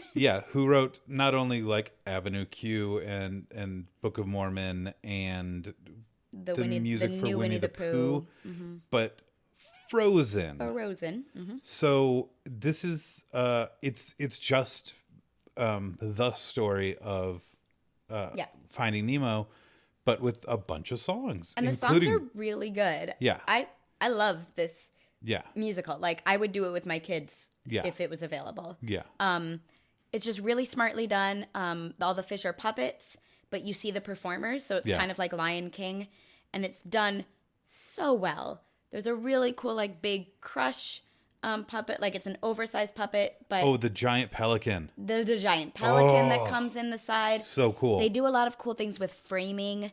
And it's not, you would think that there'd be more projection. There's not. They just like, No. the fish tank in the dentist's office is like a smaller rectangle than the Yeah. proscenium. And so that looks great. It's really smart. It's really well done. Yeah. And it features a song at the it's the kind of bookend with this song "Big Blue World." It's a big blue world. Da, da, da, da, da, da. And okay, Blue world. so "Big Blue World" is Oh is my a gosh. really catchy song, and we heard this before we saw the musical in the Finding Nemo the Seas with Nemo and Friends. With Nemo and Friends. Which is a At Nemo Epcot. ride at Epcot that ends with this song Yeah. from the musical at Animal Kingdom. And seriously, and we walked off the ride. I'm like, that song is really good. Like, it's in my head, and I just heard 30 seconds of it. Like, I'm going to be singing it. I wonder if this is the one from the Lopez musical, Right. and of course that it is. So the And that Seas ride yeah. is a book report-ish ride, but it's kind of a fragmented. Yeah, it's fragmented. The reason that I would put it higher is because of the ending. Yeah. So the beginning of it is kind of your standard. It mixes some practical effects and screens. So all the fish are floating on screens, but you have like a shark pop out that's like 3D, like that's like an animatronic, yeah. Or an animated figure. An animated figure, that's Depending. probably what it is. Yeah. So it's various scenes, like, oh, Nemo's lost from school, and then the Dory and Marlin meet, and then they encounter the scary anglerfish, and they encounter the sharks. But then they meet back up with Nemo, and then you're still seeing them projected, but they're projected onto the giant aquarium that is in this sea pavilion. Yeah, and they're not projected onto the aquarium. They're projected into the aquarium. Yes. So there is glass in front of you, or plastic, or whatever. Whatever. Plexiglass. And then probably 10 or 20 feet. So there's glass in front of you, and behind that glass is water. Mm-hmm. And then like 10 or 20 feet away are the characters from Finding Nemo. And I think they're projected on just another sheet of glass, of plexiglass that is in there. Oh, that's not how I saw that being done at all. But Oh, continue. interesting. But yeah, so as you are looking through the glass at the characters from Finding Nemo swimming in an aquarium with real fish. Real fish. So it's really, really cool. It's amazing. Yeah. It's amazing. I thought it was a little bit more of a just forced perspective. I don't think the screen is any further away. I just think the way it's being projected. Oh, interesting. Because I don't think you would have a sheet of glass or anything in the middle of an aquarium where fish are floating around. So my thought was that fish are not floating around in this specific part. Oh. And then in the back part is, I don't know, but look. Yeah, but I saw they were really close. We'll look it up. It was so cool. Yeah. I kind of don't want to look it up. And also the fact that we can't agree on how it was done means it was very cool. And so they're all singing this Big Blue World song as they're floating in this Big Blue World with all the real. It's like, it kind of like makes me tear up. Yeah. It was beautiful. Like, go on this ride, but don't blame us for the first 3/4 of it. Yeah. Which is fine. You're going to have some screaming kids on Oh, it. my Because God. this ride is scarier than it should be for a ride about Finding Nemo. I understand Finding Nemo has some scary scenes, but... You think the shark is the scarier thing. I think the wildly flailing anglerfish is the scarier thing, but we both agree that this is scary. The first time we went on this ride, it was like a domino effect of... Like, we had one kid wailing in, like, the clam next to us. You're sitting in this, like, clamshell kind of thing.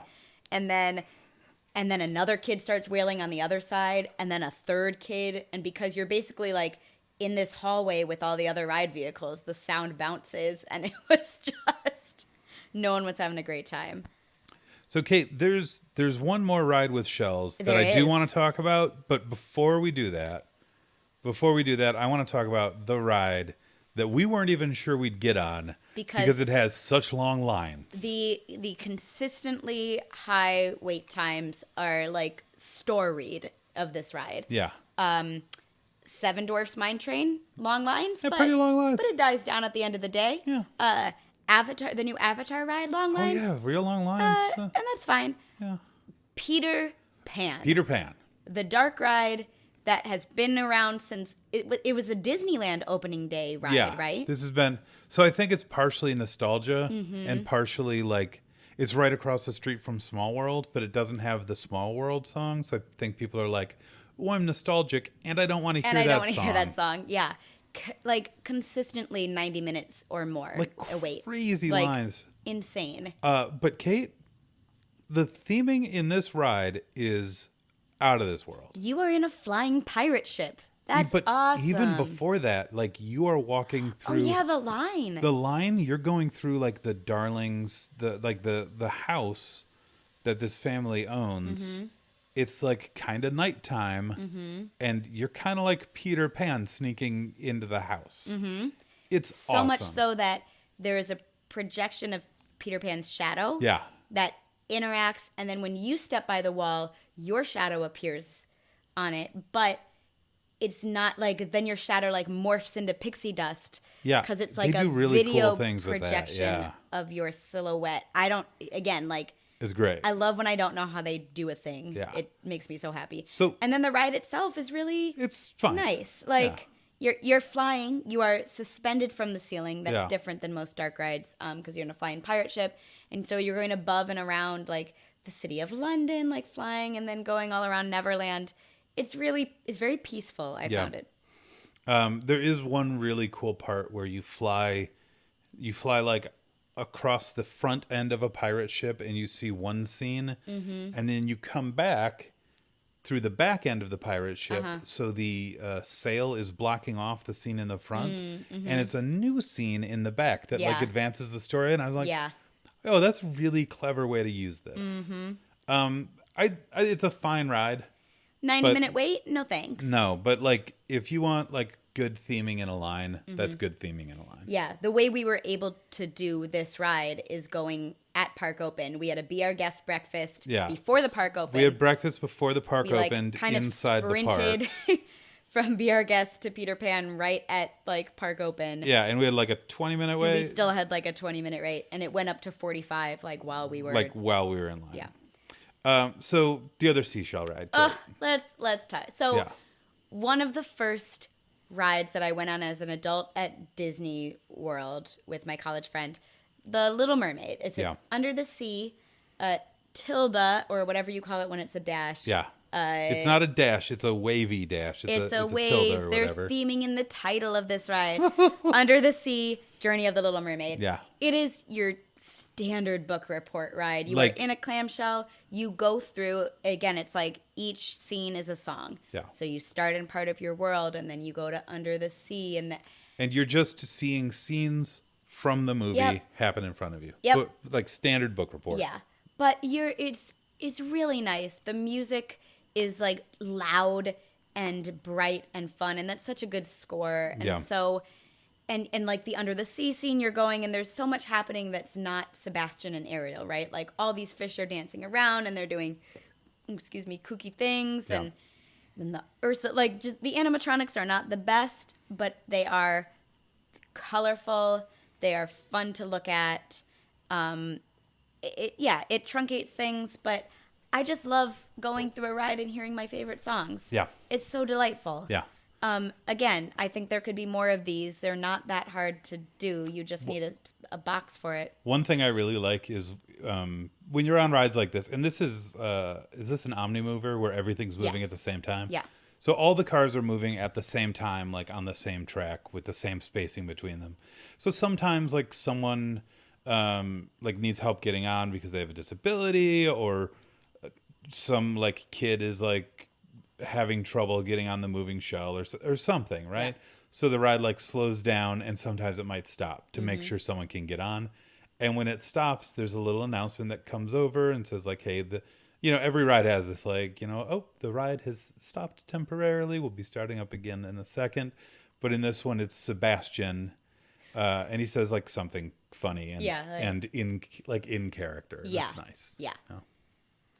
Oh, that's so lovely. Yeah. Did we see any other Little Mermaid theming? things this like trip? really tacky Little Mermaid stuff?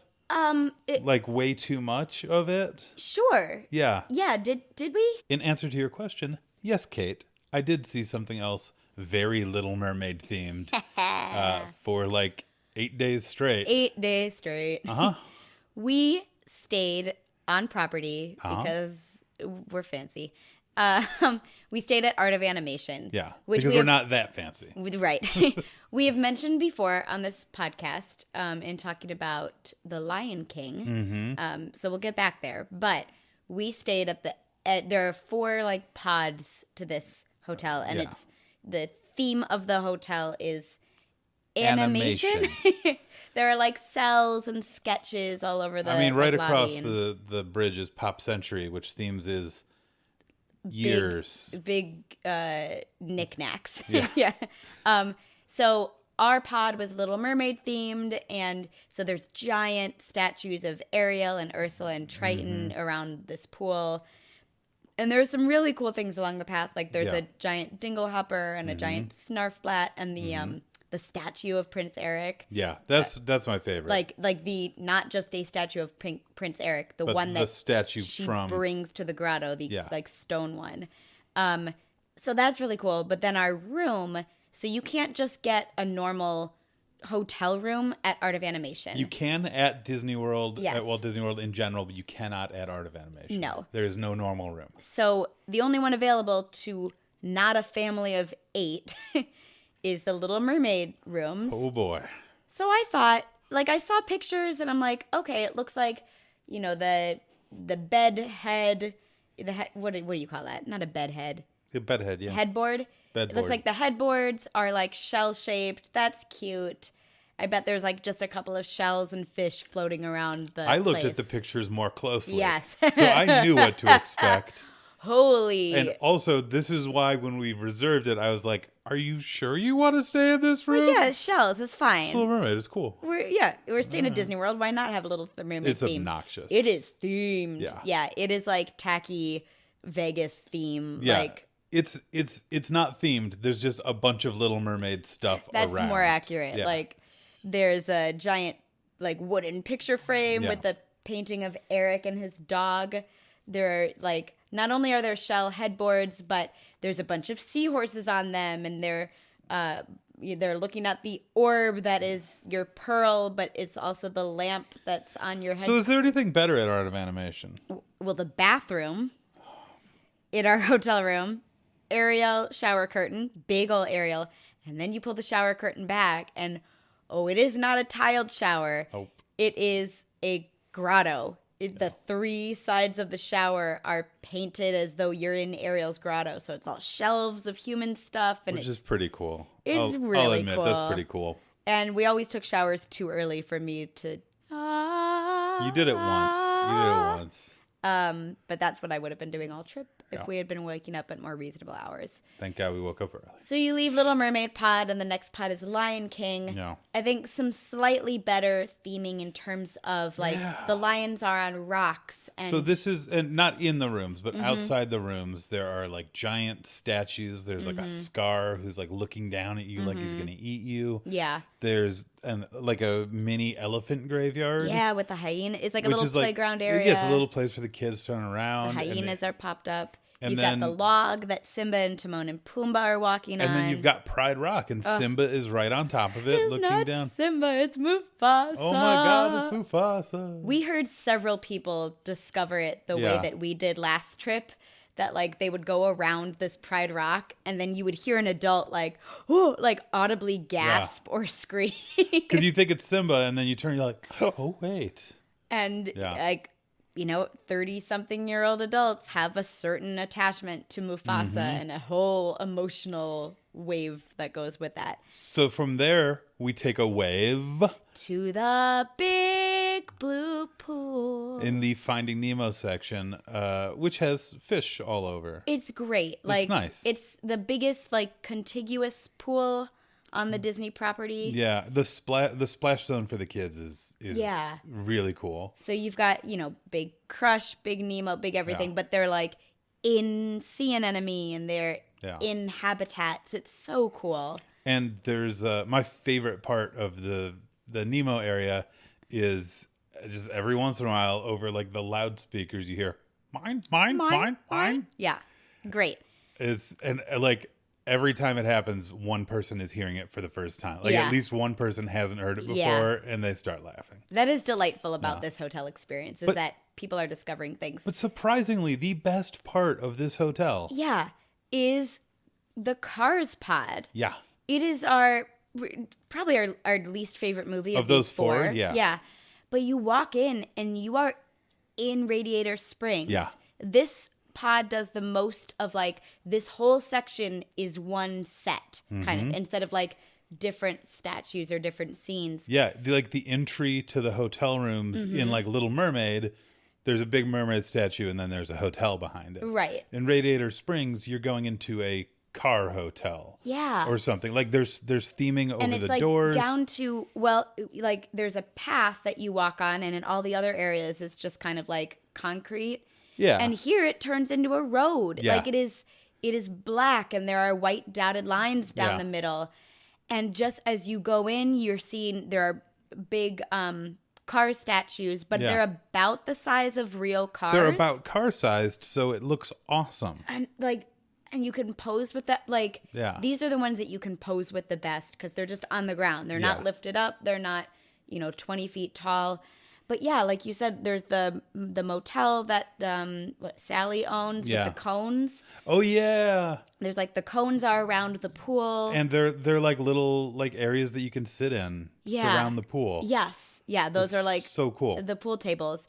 And like Mater has a big like Tomaters, repair shop or whatever it is, Yeah. big sign. And so, that's like, the entrance into that Yeah, building each of the hotel, pod. each building you're going into is like, oh, I'm in Tomatoes, and then when you get in there, it's a hotel. Yeah, then it's a right? hotel. But it's all really well themed. Yeah. I wanna do quickly shout out the bar at Finding Ooh. Nemo. It's called the Drop Off. It is called the Drop because Off. only big fish can go there. Only big fish. So cool. And bartender Mike. Bartender Mike, who was the least Disney Yeah. of the Disney people I've ever met. Yeah. Like cast members have a certain script and like certain things that they will and won't let you do to keep everyone else safe and to kind of like keep up the and Disney certain things magic. that they don't talk about. Right. Bartender Mike didn't give a shit. He did give a shit. Someone's like, "Oh, this must be an awesome place to work." Well, there are better places to work and there are worse places to work, I guess. Like he was just a really good bartender. Like you say that to anyone else at Disney, they're like, "It's every day is magic." Yeah. But Mike was like, "Yeah, it's fine." It's I a wish living. I wish they'd have like some more comfy mats I could stand on. Yeah, he's like, the shoes they give us are pure garbage. they give us shitty shit. get, Like, Mike, what are you doing? Anyway, he made a hell of a drink. Yeah. So But yeah, so like I love being at Disney World. and we love theming. Yeah. If something is themed well, we get excited about it. Yes. Yeah. So thanks for being part of this, just us listing a bunch of rides based on animated movies. Yeah, like We did other rides too that weren't based on animated movies. yeah. But Do you want to shout any of those out?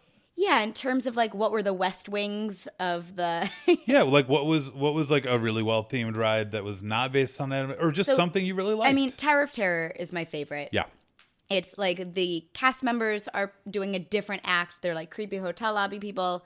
There's a whole like there's a reason for you to be there. Like you're checking into this old glamorous hotel, but you're also the hotel hasn't been used in but years. you're also and, a participant in a Twilight Zone episode.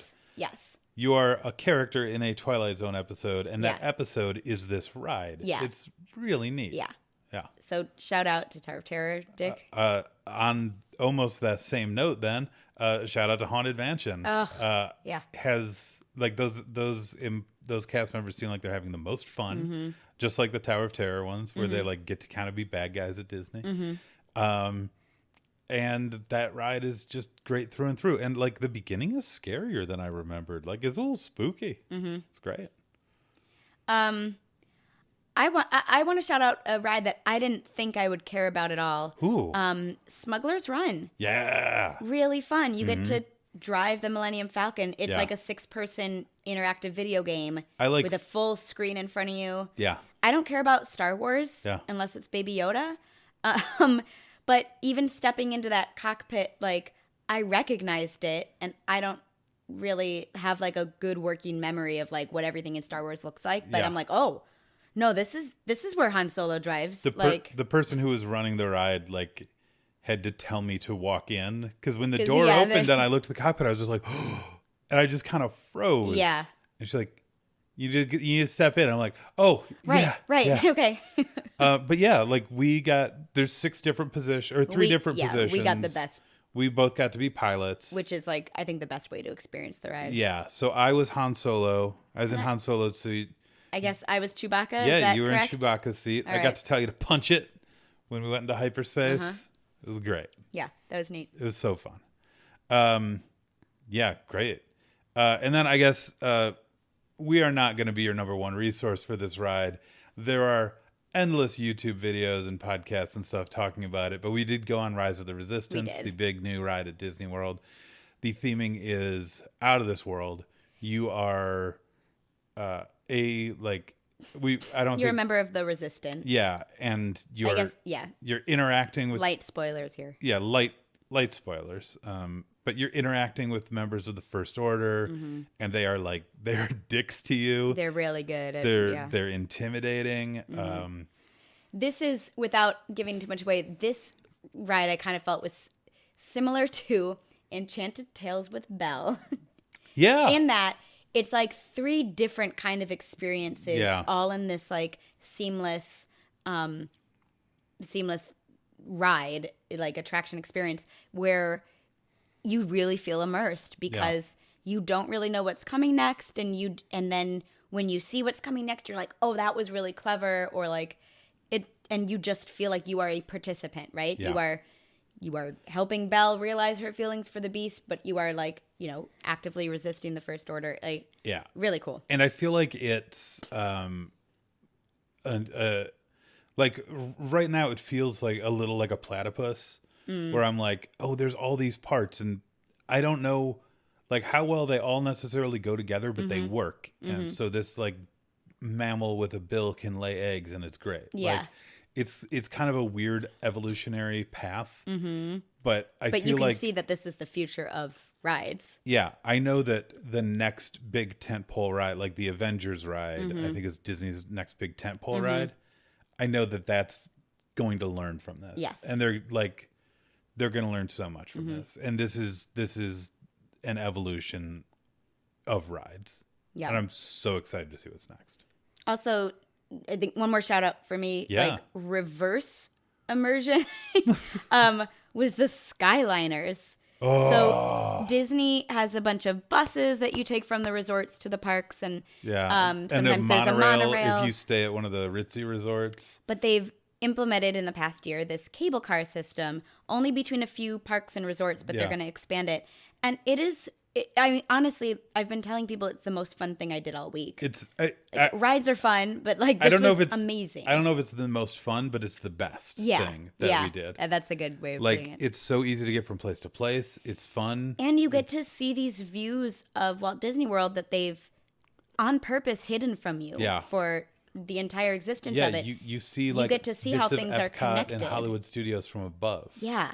And Yeah. you get to see backstage. Like you get Yeah. to see behind the World Showcase. You get to see construction stuff. It's just, and they're just really quick and really, Really efficient. yeah, Yeah. really efficient. Yeah. So good job, Skyliners. Yep. Nice. I think that's all I've got. We normally do like a final cut where we do like special editions and stuff like that. We don't really have that, but I do want to give What, I guess, yeah, what did we learn in like looking at these rides as Oh, man. adaptations as opposed to just experiences? Like, where does the Venn diagram intersect? How do you get to a West Wing? So for me, and I think it might be different for both of us. For me, I need like if you're gonna make the best themed ride, I need to know where this ride takes place. I need it to take place during a specific time. I need a reason for the characters to be there, and I need a reason for me to be there. So Yeah. like Buzz Lightyear Space Ranger Spin, Monsters Inc. Laugh Floor. I know why I'm there. Yeah. I know when this is taking place. Enchanted Tales with Belle. Yeah. Like Rise of the Resistance. Yeah. stuff like that. Smuggler's Run, I think, does this very well. I think those are the rides that most immerse me and get me excited to go on them again, or experiences. Book report rides are cool, but I'm kind of like, yeah, well, I get that. Yeah. But like, if again I can be a part of something, that's like number one for me. Yeah. Yeah. Yeah. I that's great.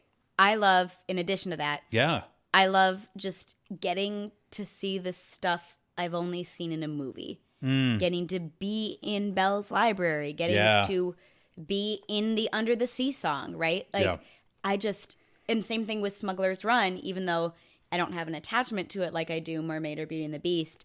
Like, oh, I'm in the movie. I love that. Yeah, you're like in a different world. And that's where, like, maybe we'll talk about Universal or something. Like, if people enjoyed this episode, next time we take a trip, maybe we'll talk about that. But, like, that's where, like, Diagon Alley really works for me. Yeah. Is like, I don't really care about Harry Potter that much. I've seen most of the movies once. I've seen some of them twice. And I just feel like I'm in a completely different world the second I step in. And there. you're straight up in the movie. Yeah. And it just, it blows my mind. Like, it just takes you somewhere else. Yeah. Yeah. Yeah. Yeah, that there and like Rise of the Resistance, I feel like I'm underdressed. Yeah. I'm like, yeah, like I should be in oh man, I'm costume. sticking out like a sore thumb. I look like a tourist. Oh, I like that. Yeah. So, Dick, if you were going to, Disney Imagineers call the blue sky phase of a project just like if I could create a ride of my dreams, what would it be? Like, so are we going to say it's based on an animated feature? I would say yeah. Okay. Based on an animated feature. Well, do you have one? Because I have an idea for an experience. Okay, go. Why don't you go? To be first? more of an attraction. Yeah. And I think so. It was like several years ago that we were talking about this. I'm like, what I think Disney should do, and they'd like, you could even like charge a little bit of money for it. It could be like at Disney Springs, like their downtown, is like a walkthrough photo op experience where you walk into the Be Our Guest dining room and you can walk around all the sides of the table. You can take pictures with a still Lumiere or like a bunch of plates, or like maybe you even have, like you were saying, maybe you even have a dress up piece that you put on in that room. Yeah. And then you go to the next room and it's like the Bella or Bella, what is it called? Bella Notte scene from Lady and the Tramp, and it's like you sit down at that table with that plate of spaghetti between you, and like so it's like almost a reverse wax museum. Yes, a reverse wax where museum. Like you're not standing with the dog, right? You are getting to like sit in that place. You are the dog. Movie. You get to pose like Lady and the Tramp. You get to also like you get to be Belle at the head of the table. Food, I feel like, especially like at like higher end dessert places and stuff, is really aiming to be Instagrammable. Yeah, that would be this perfect, right? Yeah, because I just can't get enough of that. Like, being in I wish we could have spent more time in that library in Belle's, and I always want to spend more time in Be Our Guest restaurant, even though it's a quick service. Like, I only need about 10 minutes to eat my food in there. I had to kind of rush you out. Yeah. You're like, no, the park is opening. We need to get on Peter Pan. I'm like, well. We were in that restaurant for 45 minutes. I just want to stare at the theming longer. Yeah. And it's great. Maybe it's like, maybe it's a cafeteria style restaurant where each room is a different thing. Right. And maybe that's how you do it, to actually give you a reason. Because otherwise people would just sit forever, maybe in whatever movie room was their favorite. Like, I need a reason to be out of there. But yeah, I think more experiences like that would be great. Nice. Yeah. Wow, that's good. Dick? Oof. Okay, are we sticking with Disney? You know what? Animated features. Okay. So, Titan AE is a movie. Don't you dare. I'm not. I should say, by the way, Pandora was really cool. Pandora was great, yeah. That's all. No, so I'm trying to think of like a good animated movie that doesn't really have presence in the parks or any parks. So I want to say I would like it, and it doesn't even have to be like a like a super high end themed ride, but it should be. I would like a Spirited Away experience, and I think the ride could be like riding the dragon Haku, or something. Spirited Away. I heard Spirit of the Cimarron in my head. Nope. And I'm like, well, that would be cool, like riding horses. No, Spirited Away makes way more sense. Spirited Away. Yeah. Continue. Because I just like I want to go into that. Like even if it was just a hotel themed, like the place in Spirited Away. Yeah. Like the springs bathhouse or the kinda, bathhouse. yeah. Thank you. If it was just a hotel themed like that, Yeah. great. Yeah. That would be awesome. So, yeah, Spirited Away hotel, done. They could do so much more with hotels. Yeah. Like, our tacky room aside, like, if you just go all in and Yeah. you're like, you're in a shell now, or like the whole room could have been Ariel's grotto. Well, like, they are doing more with hotels. oh, that's true. But It's going to cost maybe you not like a $1,500 a night hotel. Yeah, for that Star Wars hotel. Yeah. Nice. Cool. Kate, can I throw one more out there? Because, Sure. Our fan Spencer, we were talking recently about some suggestions that he had, and Listener of the show. listener of the show, yes. He mentioned that he does not want Captain EO to be locked in the vault, Which we had said earlier. We had said Captain EO's in the vault because I get it. You don't want a Michael Jackson thing at a kid's theme park. It's not a good look. But he's like, well, you could throw Bruno Mars. Bruno Mars. I was going to say Marlon Brando, and I'm like, that's Oh, got to boy. be No, wrong. definitely not. Like because Bruno Mars is, I guess, working with Disney. Like you could do a Captain EO thing and just recast. A remake, yeah. And so I want to throw in that is also a suggestion. That's a great idea. I would love to see that. Because there is so much affection for that. I loved Captain EO so much. And I know you were bored to tears. Yeah, no, I hated it. But I I guess loved if you're it in so the much. room and it's big and it's playing the music. Yeah. Okay, so who do you get Angelica Houston back? Ooh. Or do you I throw forgot. someone Yeah, that's else in Angelica there? Houston. I think she's still alive. And I don't think she's been arrested for anything like that. So And it that's doesn't really matter if she's aged up because she's still, I mean, we just watched Smash. Like, she still looks badass. Like, yeah. But also she's in like crazy like Borg Queen makeup. Yeah. So it doesn't really matter what she looks like. Right. She's in Borg Queen makeup. So yeah, Angelica Houston. Great. Done. done. Great. All right. We hope you're listening, Disney. Yeah. We'll give you Spencer's information so you can pay them. Pay him. So, hey, speaking of which, we've gotten some awesome suggestions recently. We had like a bunch of people reach out in the last week or two. Yeah, thank you to everyone who's listening for your ideas. This is so fun. And we've had some like really cool pairing ideas. We're working on it. Working on it. I promise we're working on it.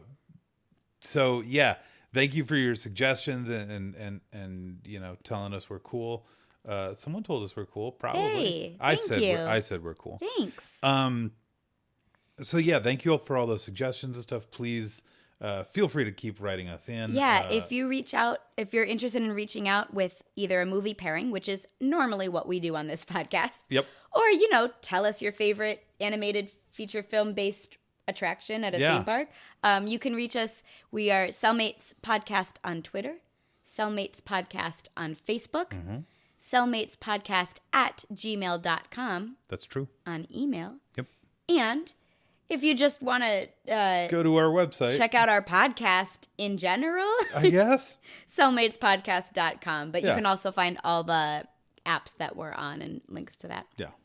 So yeah, thank you. Thanks for listening. We did something a little bit different this episode.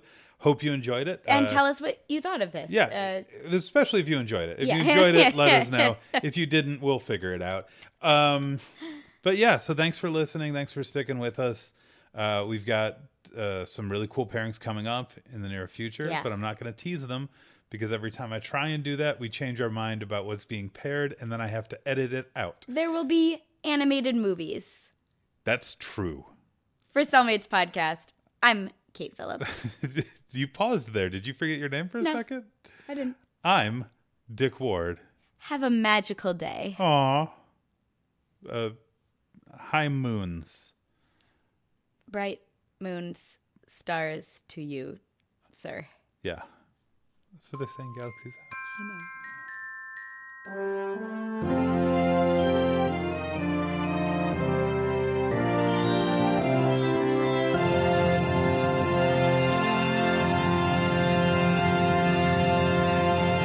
I just lost everything in my brain. Wow. I'm sorry.